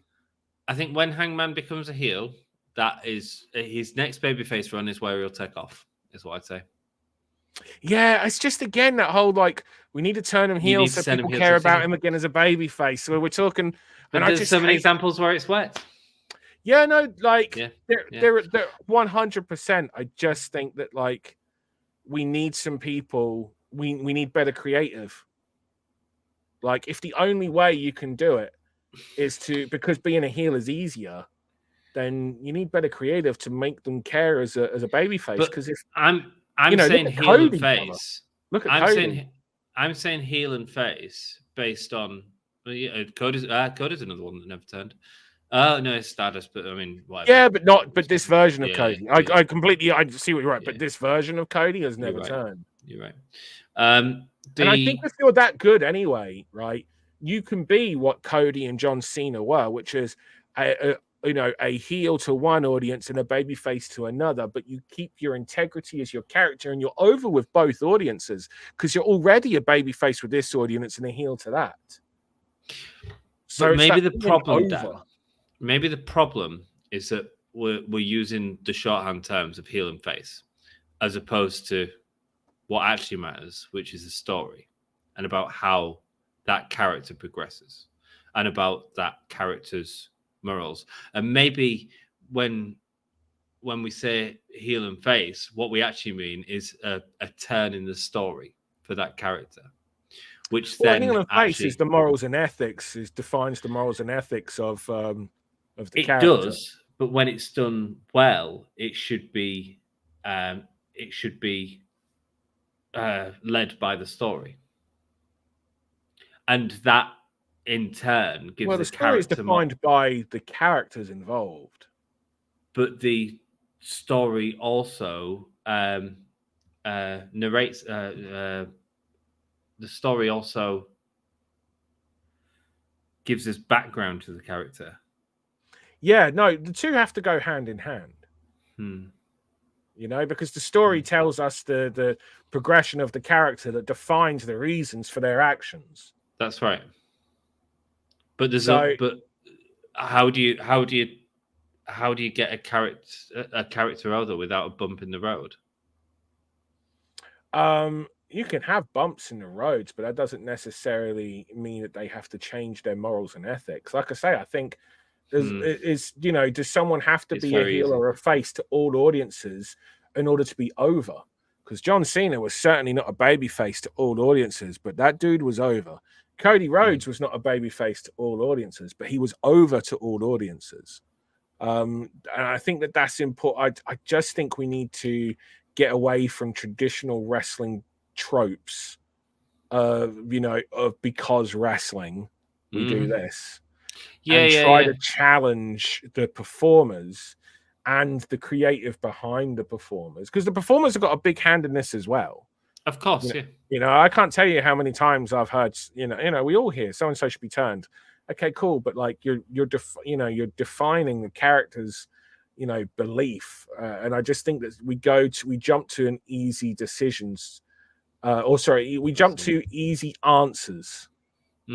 In wrestling, and it's the reason why I hate ref bumps. How often do you see a ref bump in Eve? And I deliberately try to avoid them. But I have people come to me, not on every show because everyone knows how much I hate them. But I have people come to me on a lot of shows asking about a ref bump, or I'll have a ref come to me saying, "So and so asked me about a ref bump, and I told them that you would say no," and I'll be like, "You told them correctly." Because it's a wrestling thing, and I try to keep babyface and heel turns to a minimum, and I try to challenge the wrestlers to come up with things. Like I believe that we should be able to do heel v heel matches because the personalities should be so engaging that we should care about the reason for the match and them two clashing. Like it's if we don't care, then the personalities simply aren't engaging enough, and we need those. And I come back to that one word in everything with wrestling: engaging, because that's the key. If the audience are not engaged to the product, then there is a problem. If they're not engaged to a character, then there is a problem. Because if we were it's no different than a film. We watch a film, we need to be engaged to the characters. The characters need to be engaging to us as a viewer. Yeah. But again, it's about the challenges that they're facing, the bumps in the road. Yeah, totally. I mean, it's one thing. We watched a film the other day, and I can't remember what film it was, but it was an 80s film that we watched with the kids, and the baby face got beat up and sold throughout the whole movie. You know what I mean? Like, and now you watch a number of films, and you hear of these arguments that are happening because The Rock and Vin Diesel have got it in their where they can't show this much more damage and they can't get hurt more than this. Yeah. And now the two are fighting. And then what do we have? We had Fast 9 and Fast 10, Fast 10 especially, both losing a ridiculous amount of money. And it's because maybe we've got baby faces that aren't selling enough for the villains. On the flip side, you've got Marvel films and DC films losing a shed load of money. Why? Because we've got villains we don't care about because the baby faces are too powerful and too strong, and we know the baby face is going to win. The number 2 movie of all time is Avengers Endgame. Why? Because in Infinity War, like the heel won, and we had several movies. You had the baby faces won, but we built up the villain. And then we finally got to Avengers Infinity War and the heel wins. And now the baby faces have got to come back against the big villain. Like everyone was built beautifully in those Avengers films. But since then, we haven't had that. We've had all these big superhero films have largely flopped, except for Guardians of the Galaxy 3. Which kind of feels half how its own thing anyway. Yeah, absolutely. But because these villains haven't been... we haven't been able to buy into these villains. The baby faces have been too strong. The villains have been poorly written. And the baby faces are just could be replaced almost with a number of other people. Wrestling's no different. Wrestling is real life superheroes, on screen. Real life, in speech marks. So, and I just think that like wrestling faces a lot of this, the writing faces a lot of the same challenges as a lot of things that we see on television now, and I think that kind of shows what works, what sells, what gets over, and what doesn't. I don't think it's a coincidence that we enter into a time when movie stars have got it in their contracts that they can't really sell or show damage more than it's this. Weird, part. isn't it? It's so weird. When you look at Rocky. Like, look at those Rocky films. Isn't that the point of it? Isn't that the fucking point of it? We get behind the good guy. We get behind the hero. We show sympathy. We show his humanity, and we want to see him win. We get behind the chase, which we were talking about during the AEW stream, and we're not getting, a lot of that. But I think that really we just need compelling characters for us to engage in, and I think that's just kind of like what a lot is missing, because I just don't like the repetitive nature of, okay, so we'll turn someone. Just like I don't like the repetitive nature of, the lights have gone out. And I don't like the repetitive nature of ref bumps. I get that. And I'm trying to use heel term when it comes to Hangman Adam Page to bring it back onto that as a storyline way. And I feel they can do this by giving Swerve that third win, which I think he needs. I agree. I don't disagree at all that Swerve should win. I absolutely think we've got, AEW are missing right now a big AEW guy. And I know he was with WWE, but no one really, everyone should, and rightfully so, call Swerve Strickland an AEW success story. And you jump on that, and he absolutely is that right now. That's why I just don't think now's the right time for the third Hangman match. Let's let's ride this momentum and come back to it when it will mean a little bit more. Let's take them away. And I felt that with the Devil storyline, we had the ability to take Hangman away and put him down there somewhere, and move Swerve on where he's going. But we also need to talk about Will Ospreay and what the hell he's doing at All In as well, because he's got to play into all this as well. Yeah, it's a great point, actually. What is he doing? We're not going to get into it now. No, we're going to save it for another podcast, because it's another hour of talking. But it is, isn't it? It's like you've got Will Ospreay about to come in. You've got the All In show. It's huge for him. What is his part in all this? Where does that go? Yeah, because realistically, you would have. I think a lot of it is you would look at what the tickets are like at the time, what the interest and engagement and what the story is, because Will challenging for the title in the main event of Wembley Stadium will get a lot of British media and press. I honestly thought MJF was keeping the title till All In, till the Will and MJF match. I might not have necessarily disagreed with you if it weren't for, do you know what I mean? The injuries, and your knowledge. Yeah, but I still think that Swerve should have been the guy. Make it fucking happen, man. Make it happen. Well, mate, Swerve versus Will for the AEW Championship as the main event of All In. I'd buy the shit out of that show. Hell yeah. But how do you do that, though? Because is Swerve going to be the face by that point? Because I think he will be.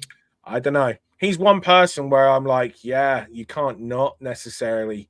I can see you be able to write that character as a baby face. But then without changing too much of his morals. You just need to bring up other heels. You just need to... Jeff mentioned earlier that the graphics had changed, so it was more cartoony. So I think they are going to head in that direction. No, they hadn't. Because I thought they'd changed several weeks ago, thinking they were more cartoony, and they weren't. And because I think I was, I was on YouTube at the time actually, and I made a point of saying they're more cartoony, and someone said to me, "No, that's their thing." And I watched it the following week, and it was cartoony. And because I actually went on, if you go back and watch the pay-per-view, obviously he has his entrance, it's got cartoony there. I was watching it like, isn't there a bit of a disconnect that he's got this cartoony, because the Titantron should help us understand the character. Yeah, and he's got this cartoony Titantron video, but there's nothing cartoony about him at all. Mobile Embassy. Exactly, yeah. And I just remember looking at it, just going, man, this feels like a disconnect. Like, because what Danhausen versus Kingston is the kind of match Tarantino would book after a 3-day binge. Tarantino's last movie. It's not going to be his last. Announced they're coming back to the States for Mania. Sorry? Do you think his next one will be? Do you reckon he'll keep to his 10 movies? Do I think Tarantino will keep to his 10 movies? Tarantino's thing was that he's going to make 10 movies and then he's done. Yeah, yeah. Do I think it'd be his last one? Nah. I think he'll find a way to maintain that he did 10 movies and they're his movies, but he can be involved in other projects that aren't Quentin Tarantino. Yeah, like what, Desperado or From Dusk to Dawn, or Well, right. Like, and he was involved apparently in making the next Superman film or something, which apparently was going to be. It was this big Superman. Might not have been Superman, but it was like a big, like, holy hell. And people were saying, the script was outstanding. It was going to be the best one ever, but it's not happening. Sassy had to go. Sassy left ages ago. Yeah, we should leave this. I think it's only Misfit and Todd listening to us now. Lol, no. I'm convinced they won't turn her. What? He's saying lol no to Bianca. He's convinced they won't turn her. I think the whole thing was a big thing about are they going to turn her? And I don't think you can turn Bianca. I don't think you can. Oh, I'm not against that, not turning her either. Yeah. I just weren't sure if because of the fact that the tag team, the Street Profits, were villain now. I wasn't sure if that meant that Bianca had also gone villain. But as I mentioned, I'm not trying to talk with any authority on that because I don't follow the products closely enough to be able to do so. I don't want the Austin alliance with Hangman. DDP, I feel, is a great example of this dude. Was a heel coming into WCW and got himself over, and with no choice, they had no choice but to turn him face. Yeah, well, to be fair, if you go back and actually watch his matches, he was kind of wrestling like a baby in how things were placed, and the Diamond Cutter just got over like Rover. There's something about some moves that just get over, and the Diamond Cutter, especially for that time, it was a fresh move out of nowhere. It was the new DDT. That's what the Diamond Cutter was. It was the new DDT. Yeah, 100%. Yeah, and it's also about the charisma that's delivered with it as well. Yeah, and DDP had it in spades. He did, yeah. And you look at the great finishes, and it's the same move. It's just all charisma, and that feud with Savage helped DDP. Yeah. Right, love you all. Thanks for watching. Me and Dan have been ranting, so we're just going to disappear. Go check over Pro Wrestling Eve. They're really good. We are really good. Yeah, really good. I'm so tired. I love you all. Bye. This is Broken Matt Hardy. Thank you for watching the Give Me a Whole Year Wrestling Podcast.